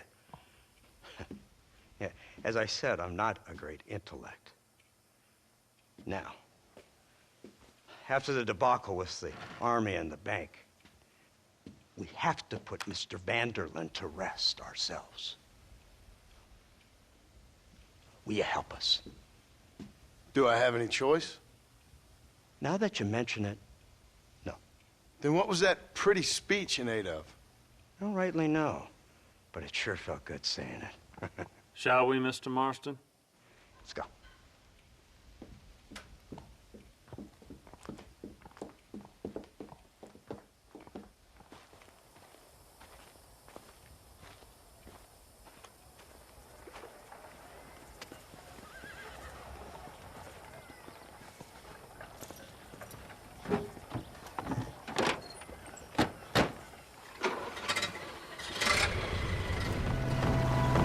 The army has made camp a little way outside town. They put word out a large cache of ammunition and food is stored there. Van der Linde's gang needs constant supplies, so that should be enough to draw him in. No mistakes this time. You hear me, Marston? I thought you were talking to Fordham. Dismiss! Load weapons and get to the sandbags! Move! Are you ready to finish this, Mr. Marston? I guess so.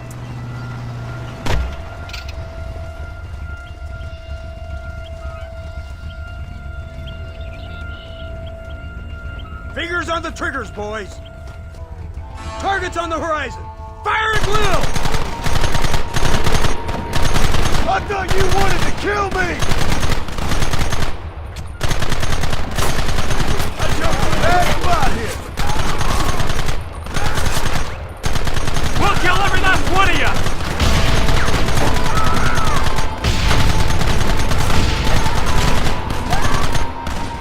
What is it with these people?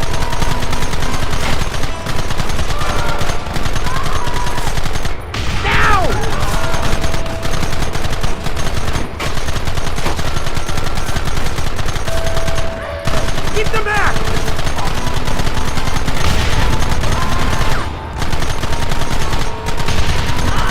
Where are they coming from? They're like rats!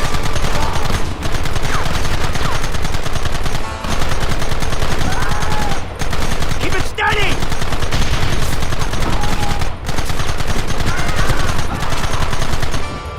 Who wants me now? We'll kill you all!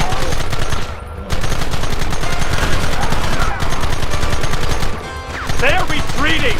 Cease fire and mount up! We're going after them!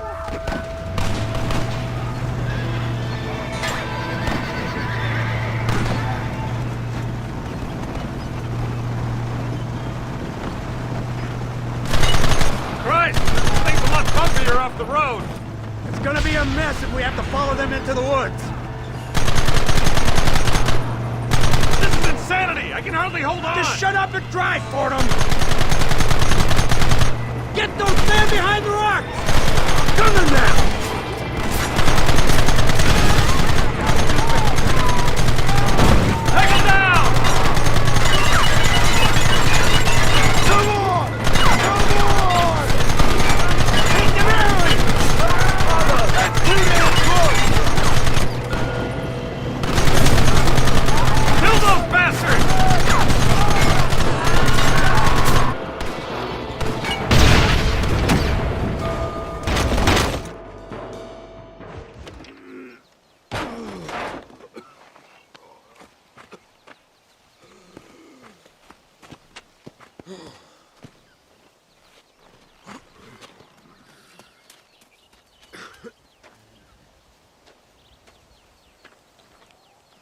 Well, Mr. Marston, it seems like your mentor Dutch no longer looks quite so kindly to his student. That man is insane.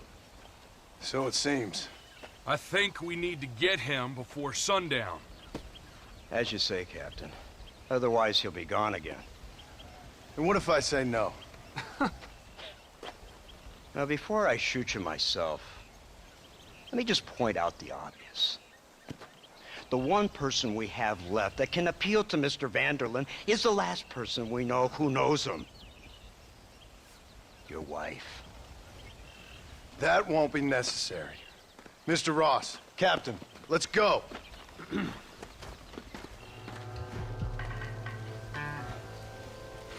You, blow that gate open.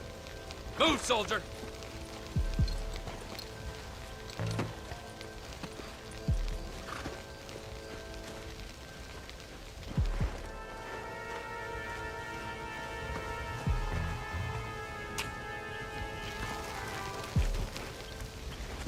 Go! Get down!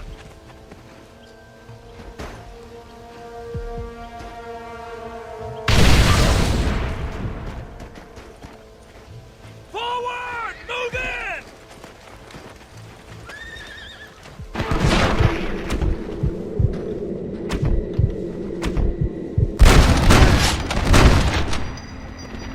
Not bad! Forward! To me! This way! Come on! We need cover over here! Fingers so dug in your pocket! Amateur! We need cover! You should have run when you had the chance. Keep moving! This is the United States Army.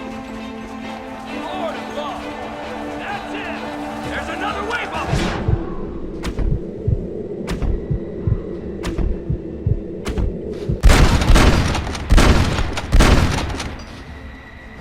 This is gonna end badly for you!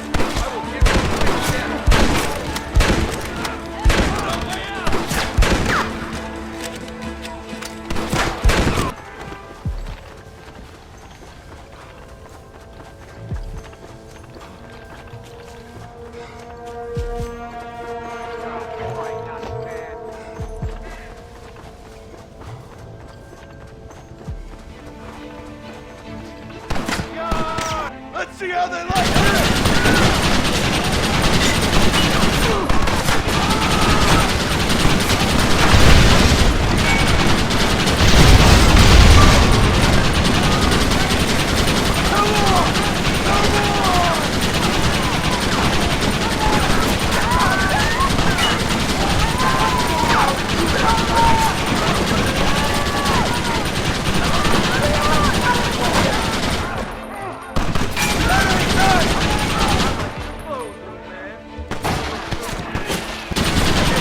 Lost this one.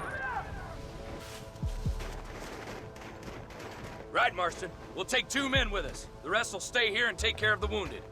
They'll plant charges at the gate. You and I will provide the cover fire. This is it, men. Let's get that gate down. Keep them covered now, Marston. Hold them off. We need time to set the explosive. For the love of God, don't just stand there. Do something. I'll kill all you fools! Soon you will beg for mercy. Stop right there. You lost it. Keep up the fire. Marston, leave it wide open. Come on.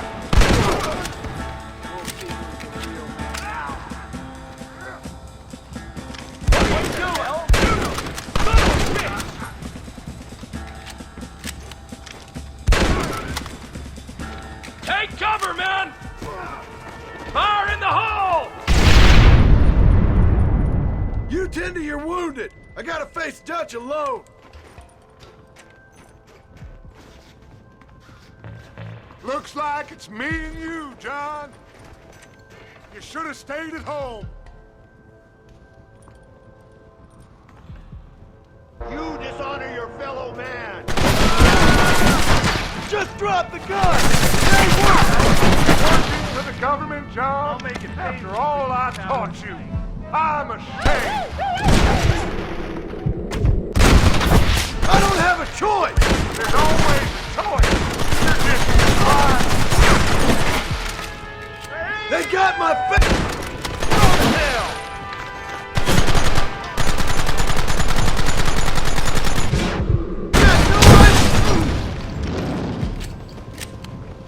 Son of a bitch! God damn it! You'll never take me alive, John!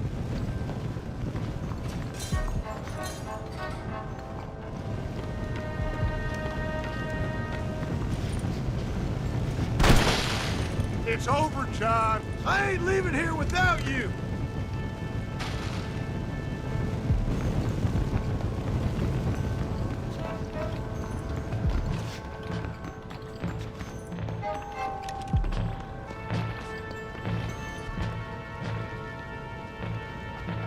You're just like me, John. You can't change who you are. I ain't like you!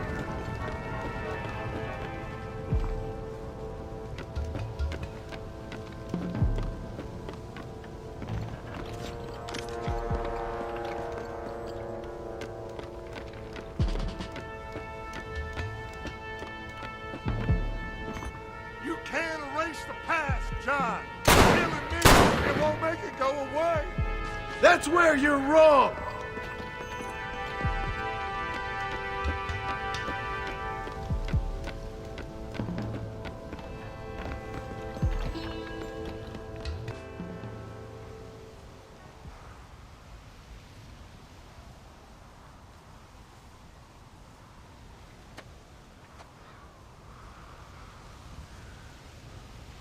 Hello again, John.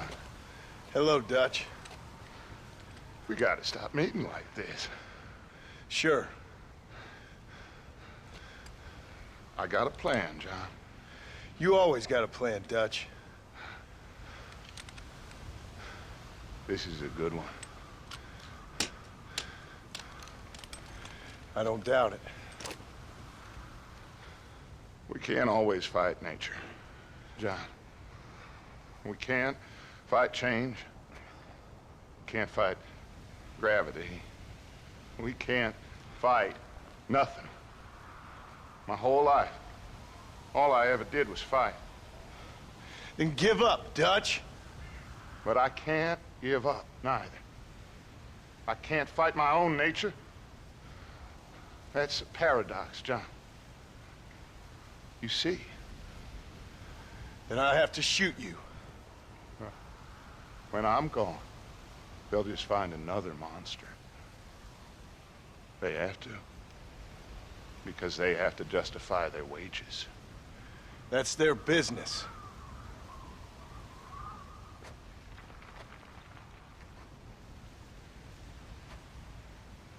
Our time has passed, John.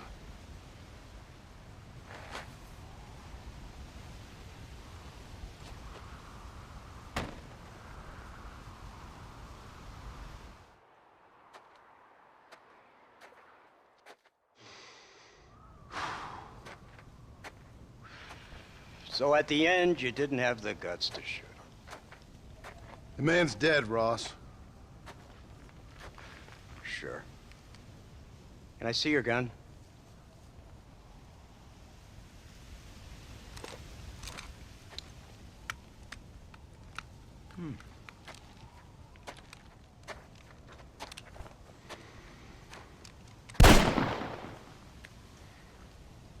Oh, trust me.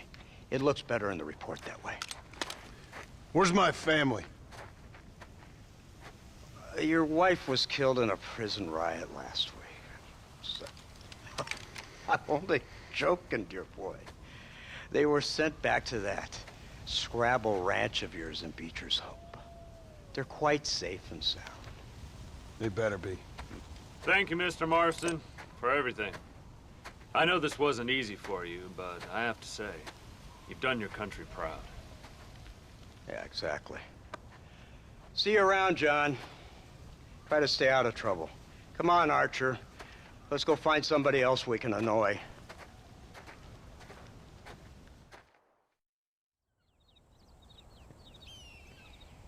Abigail! Jack! Anyone here?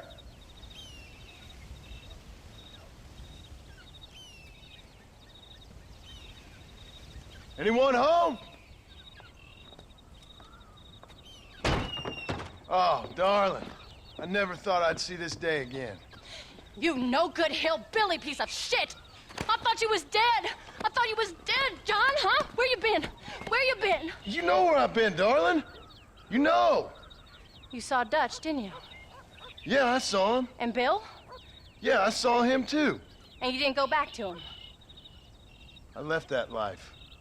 Just as you left yours. How'd they treat you? Oh, I can take care of myself, John. One guard got funny on me one time, but I wasn't so ladylike and he didn't try it again. Nor no one else. How's the boy?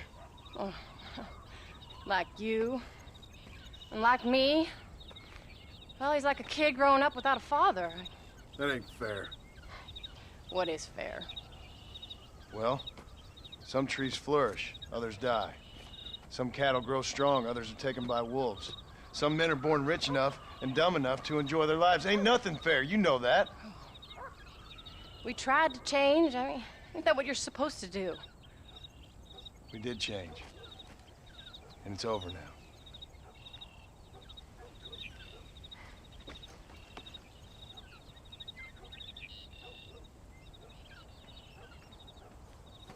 Jack! Jack, come here, boy. Hello, sir. Come here. How you been? Coyotes ate all the chickens and poachers took the cattle. I tried, Father. I tried. I know you did, son. I know. And don't you go blaming me, boy. Don't you go blaming me. I ain't blaming no one, old man, but since you're still alive, there's 4 mouths to feed. And no cattle. That's a nice way to greet somebody. Why don't I get the warm and tender embrace? Consider the fact I ain't put a bullet in your embrace, old man. You were supposed to look after the place. I did. Well, I did my best. Thing is, there was too many of them. I thought you was dead. I wasn't drinking. Hold your excuses until you figured out which one to use. Jack, go get your bags packed, boy. We got work to do. We leave in the morning. Go on. Yes, sir. Where are you going? Well, it's getting kind of dark now, but in the morning we've got to go get ourselves some more cattle. I've got friends at McFarland's ranch. It's over in Hennigan's stead who can sell us some. Now, Abigail, I hope you learned to cook. Yes. Didn't I say, rather than some prison, they actually kept me incarcerated in a cooking school for young ladies.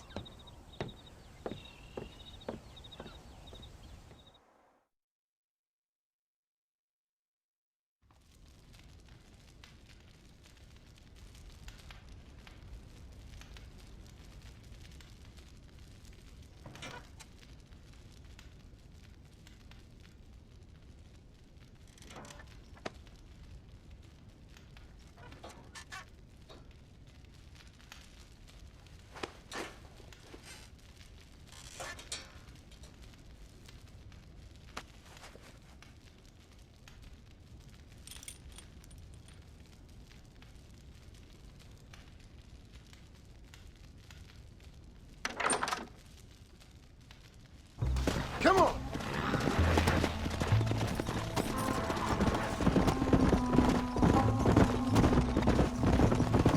Whoa!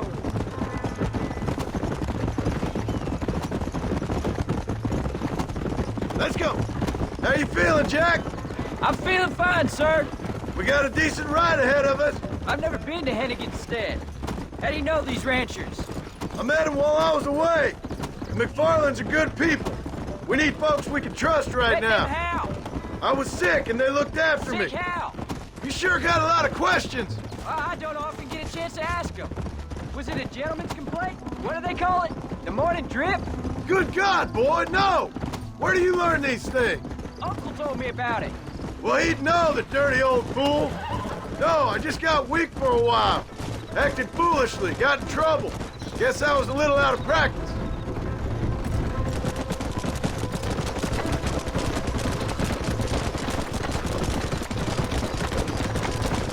Hey, Paul! What? Where were you all that time? Where'd you go? What'd your mother tell you? She said it was some kind of important government business. That's about right. Some people thought I owed them some favor. Why did they take us away? They thought it wasn't safe for you here by yourself. Those men harm you? No, they're okay. Some of them even told me stories. I think I'd like to be a government man one day. Or a politician. I'd rather you chose an honest profession. Like you mean? I know I ain't been the best father, Jack. I made some bad choices.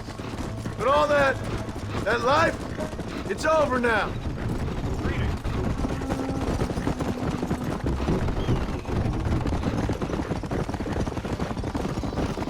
Paul, was it something to do with Mr. Dutch and Bill?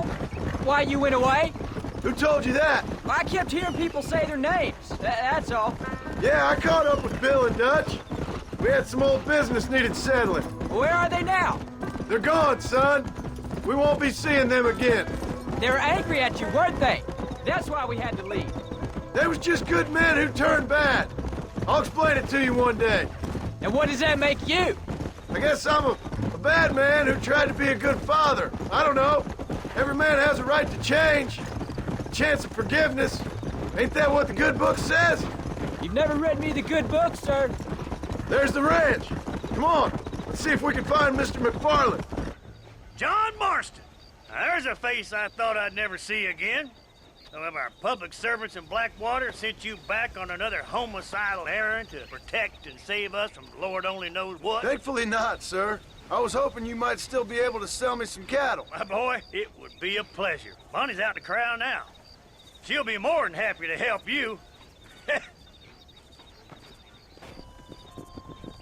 Good Lord, do my eyes deceive me? A devil walks among us. I said I'd be back when this was all over, Miss McFarland. After the barn fire, you remember? Of course I remember. I just didn't believe a word of it. So, you've come for some cattle? Yeah, I'm finally starting up my farm again. Or trying to, at least. You'll be fine. You've been taught well. Come on, then. Did a good job, son. Nice shooting. Thanks, Pa. Make a rancher of you yet.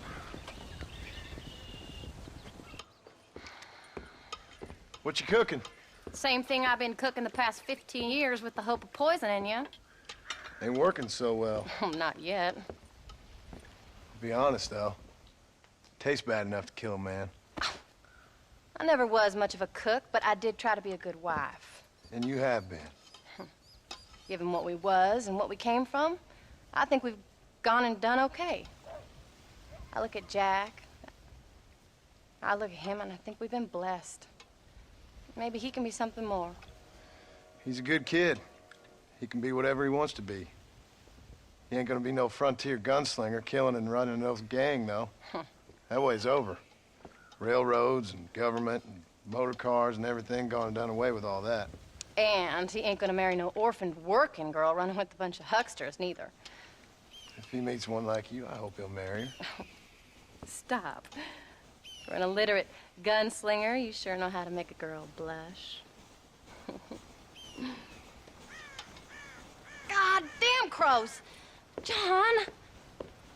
You have got to go deal with them. They've broken into the silo again and are eating all the corn out from it. Of course, my angel. Wait, get out of there. All right, all right. Come on. Scat. Shh.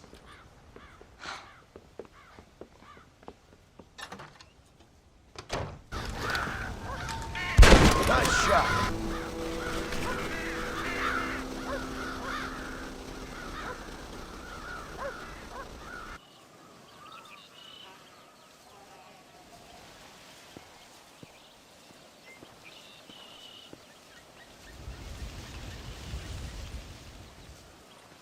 What's the book, boy?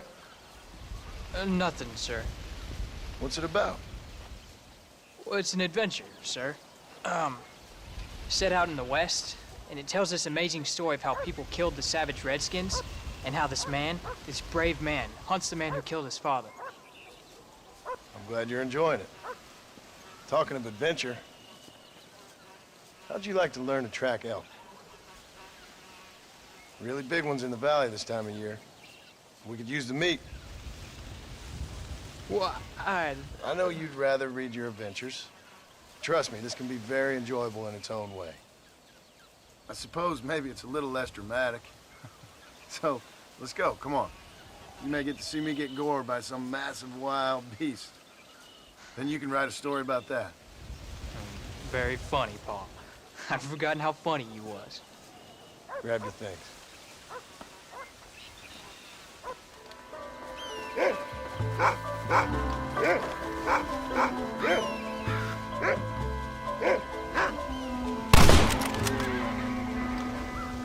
Come on, I'll show you how to cut the meat. This is dirty.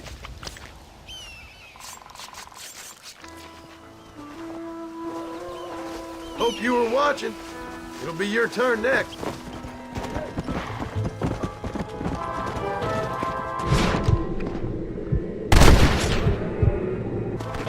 Let's go. You saw how I cut the meat, Jack. Now it's your turn.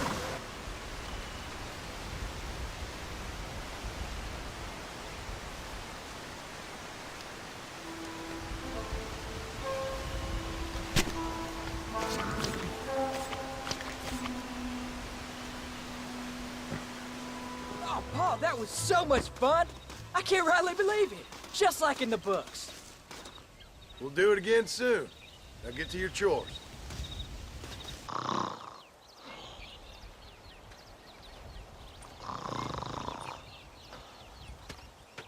Get up, old man. I am up. Get up! Oh. There, I'm up. Well, thank the good Lord you're back. Nothing worse for an old man than sleeping in the warm afternoon sun. You want a long sleep, Uncle? That can be arranged. It'll cost me less than food. You always was a hard and nasty man, John Marston. You always was a useless, conniving thief. And where's them cattle? Did you take them to pasture? It's coming around to that. When exactly? It's easy to pick on the elderly. It's easy, but it ain't dignified. Come on, old man. Do this together.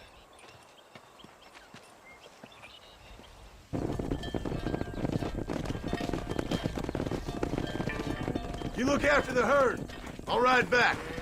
No thanks. You got your pound of flesh from me today. John, we got a telegram from some lady friend of yours, a Bonnie something or other. Something you ain't telling me? Bonnie McFarland. She's a friend. Mm. Saved my life when I went after Bill and nearly got myself killed again. Oh, now you two's in the habit of sending each other letters. How very nice. It weren't nothing like that. What's it say? I don't know. I can't... Well, you know I can't read. Give it here. You read that thing out loud? I ain't hiding nothing. Dear Mr. Marston, stop. Need corn sacks. Stop. Emergency. Stop. Weevils and moths ate entire county supply. Stop. Can you help? Not exactly the most romantic request now, is it? I guess not. She saved your life, you say? Yes, ma'am. Well, then you're gonna have to help her and her family out. We've got a plentiful supply of corn sacks over near the silo. About the one thing Uncle didn't manage to have stolen while we was gone. Okay. Hurry back, John. And John, what's she like? Well, you know. A little bit like you, I guess. She's a woman in a man's world.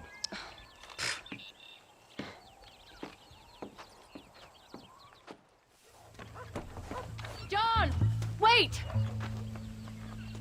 I changed my mind. I'm coming with you. What are you waiting for? We better hurry.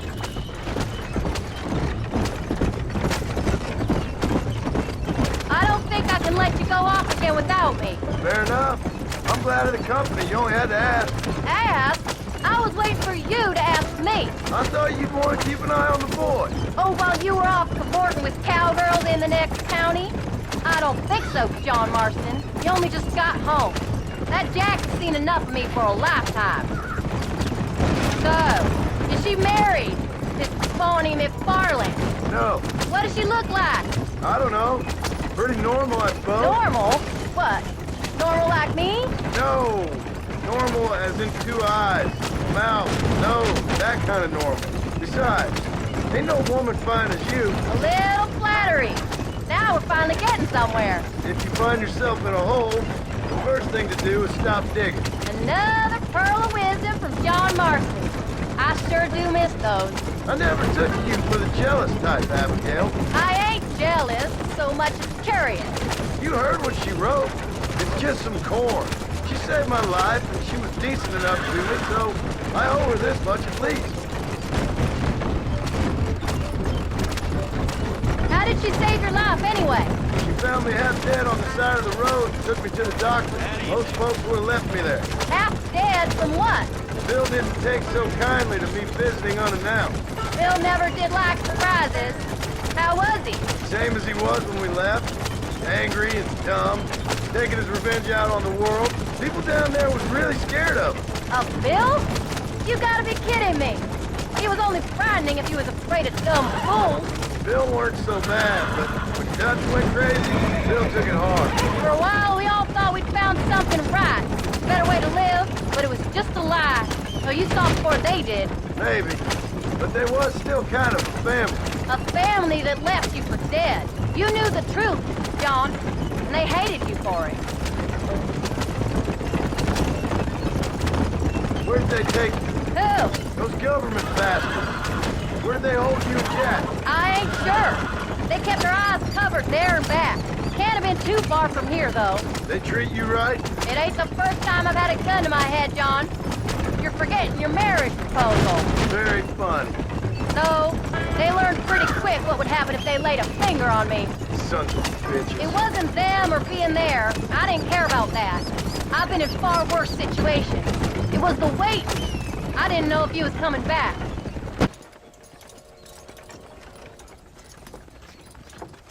You came. Thank you so much. We lost the entire harvest. Miss McFarland, I'd like you to meet my wife, Abigail. Oh, ain't you quite the gentleman all of a sudden? It's a pleasure to meet you, Mrs. Marston. Likewise. Thank you for saving my husband's life. And for teaching the miserable goats manners, among other things. I didn't teach him anything. I know better than to try to change a man. You should meet my father. Oh, people can change, Miss McFarland. John and I have to believe that more than anybody. This is a decent first harvest for you, John. You should be proud. That's good land you got there. How are you feeling, Mrs. Marston? From what your husband told me, it must have been awful for you. I've been through worse, and I knew he'd be back before too long. He can't cook a meal to save his life. Abigail, in my darkest hours, when I was most homesick, just the thought of one of your rat meat stews kept me pushing forward. Well, about as amusing as a weeping saddle sore, ain't he, Miss McFarland? If you're gonna start yammering about women's work, John, I'd say you might be in the wrong company. I'd say so, too. I never felt so outnumbered.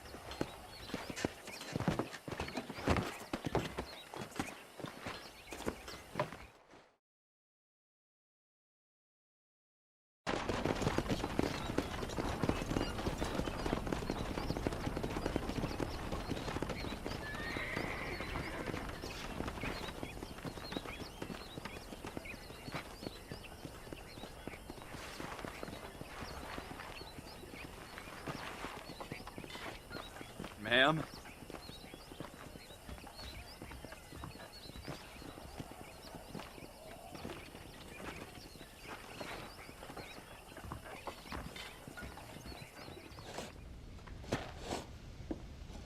Hey, Jack. Hey, Paul. Need a hand with that? No, sir, I got it. Looks like you have. You know, you're real good with them tools. Thank you, Paul. You'll make this land real nice one day. Me and your mother do our part. By the time your turn comes, hell, this could be the nicest farm in the county. Maybe, Paul.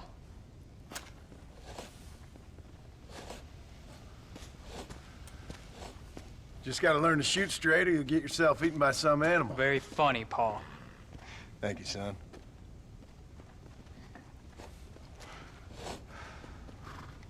Soon it'll be quail season. We should have some fun then. Is there anything you don't like shooting, Paul? Well, I ain't met the thing yet, but as soon as I do, I'll let you know. You can even put it in one of them books you read. Yeah, maybe I'll do that. Today, John Marston stopped shooting. Now, I ain't no literary man, but I don't think that'll sell. People like shooting in them things. I think you may be right there, Paul. So, you ever hear talk about them machines that can make a man fly? Well, sure, Paul. Everybody knows about that. You know they're gonna be bringing one of those machines around the country next year for a demonstration? One of them machines can turn men into angels. One of them machines can turn men into angels. John, come here. John, come here, quick. Take a look at that. Jack, go into the house, lock all the doors. Whatever happens, don't come outside. You hear me? Whatever happens. Okay. Come here, son. Whatever happens, keep the doors locked and your mother inside. Promise me, son. Promise me. Who is it, Paul? It's just some old friends. Me and Uncle take care of it. And you go inside and you keep the doors and the windows locked. I hear you. Then run! Yeah, run, boy. Well, old man, looks like things is about to get settled once and for all. So it seems. I'm gonna need you to help me hold them all. I'll bed you all down. Come on! I'm right here! You gonna pay for this?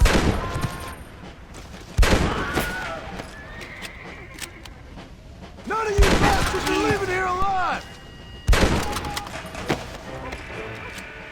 Go check on your family, boy. What are we gonna do now? What's wrong? What's happened? Stay inside, you hear? Like I said, there'll be more coming. Paul, what do they want? I don't know, son. Whatever it is, it ends here. Oh, look how many there are. They're gonna kill us, aren't they? No, I ain't gonna let that happen. Don't mess with me!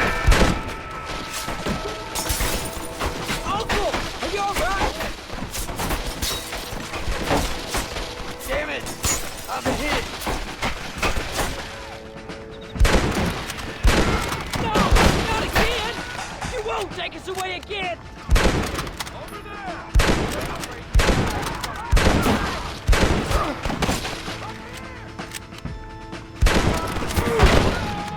I'll handle him! You two watch yourself! Come on, boy! Keep your eyes open! Come on! This sure is pleasant! Watch your head! Hang in there, Uncle! I'm gonna get you out of here safe! Ain't time, John. I ain't gonna make it off this porch anyhow. You take Jack and Abbott. Take them and... Don't worry about me. Just get him out of here. No! Uncle, please! Oh my God! They killed him! Come on, son! Ain't nothing we can do for him now!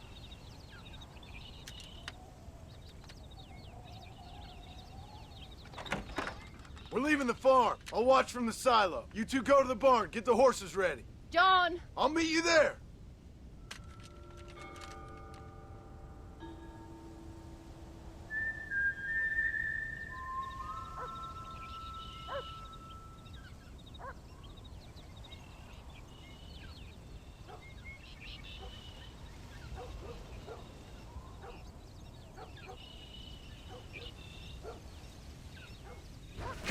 Let's head for the barn!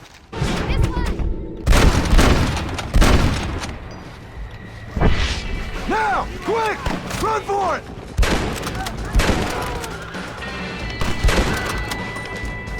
All right, you're covered! Now go! Go! Don't waste time aiming, just shoot! You'll hit something!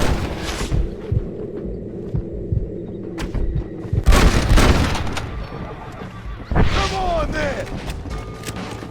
Now! Quick! Run for it! You should have run away!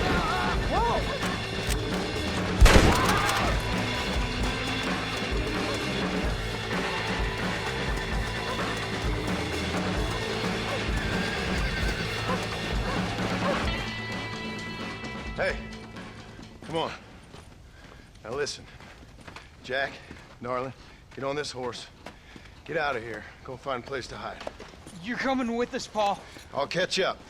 You keep riding and don't look back. And don't be worrying about me, you hear? Now get going. You stay out of trouble, John. Ain't no trouble, Abigail. Ain't no trouble. I love you. I love you. Now go! Get!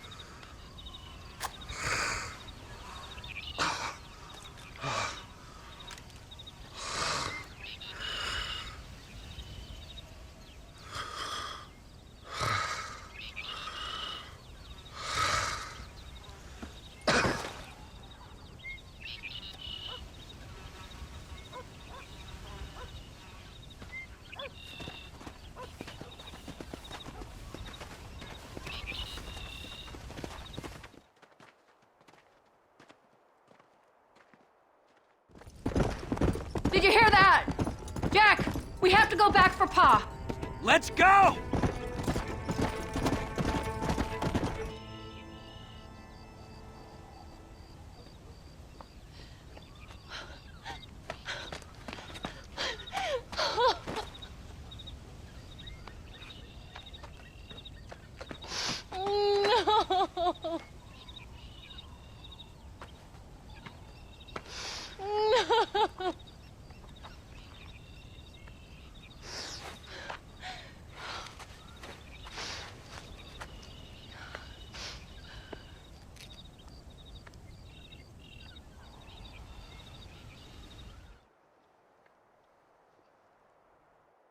Oh, bury me not on the lone prairie where the coyotes wail and the wind blows free. And when I die, don't bury me 'neath the western sky on the lone prairie.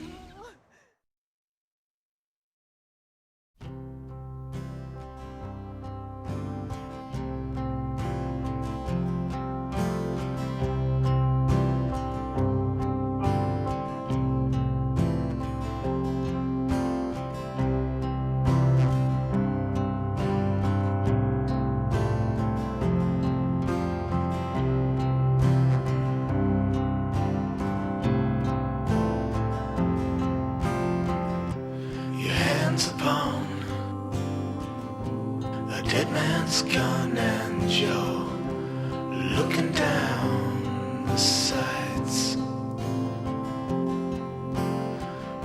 Your heart is worn and the seams are torn, and they've given you a reason to fight. And you're not gonna take what they've got to give, and you're not gonna let them take your will to live, because they've taken enough, and you've given them all you can give, and luck won't save them tonight. They're giving you a reason to fight. And all the storms you've been chasing about to rain down tonight. And all the pain you've been facing about to come into the light. Your hands upon a dead man's gun, and you're looking down the sights. Your heart is worn and the seams are torn, and they've given you a reason to fight. And you're not gonna take what they've got to give, and you're not gonna let them take your will to live, because they've taken enough, and you've given them all you can give, and luck won't save them tonight. They're giving you a reason to fight. And all the storms you've been chasing about to rain down tonight. And all the pain you've been facing about to come into the light.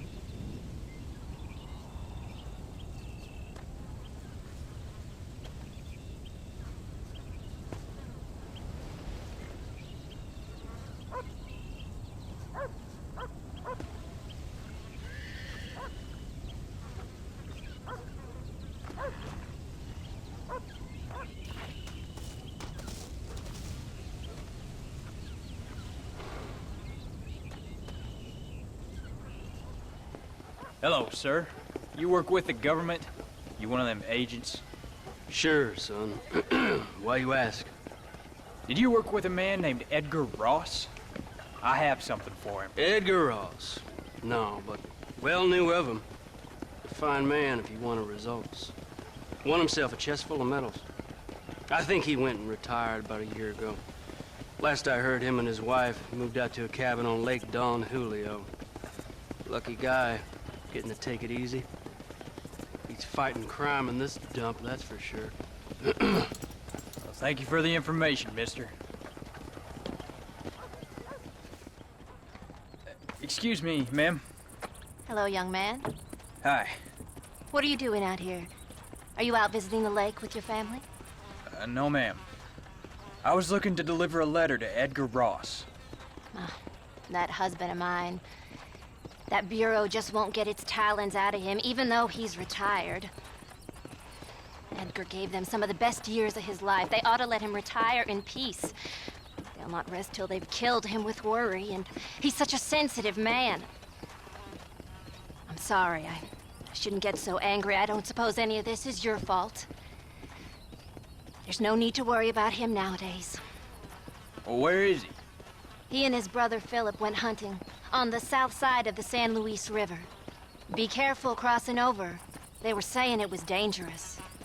I sure will, ma'am. And don't worry about a thing. I'm sure your husband will be just fine.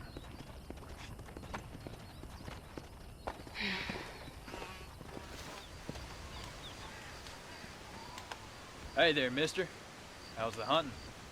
Well, pretty good, son. Got me a few rabbits, coyote, elk. Still looking for some trophies for the parlor. I've got a letter here for Edgar Ross. You know him? I heard he was down in these parts with his wife. Yes, I know him. He's my brother. Gone down river, duck hunt. Must be a pretty important letter to have come all this way. Oh, yes, sir. Real important. I'll be on my way home as soon as I deliver this message. You best be off then. Don't get on his bad side. He's got a filthy temper. Excuse me. You Edgar Ross? Do I know you? Forgive me for startling you, sir. I have a message for you. My name is Jack Marston. You knew my father. I see. I remember your father. I've come for you, Ross. And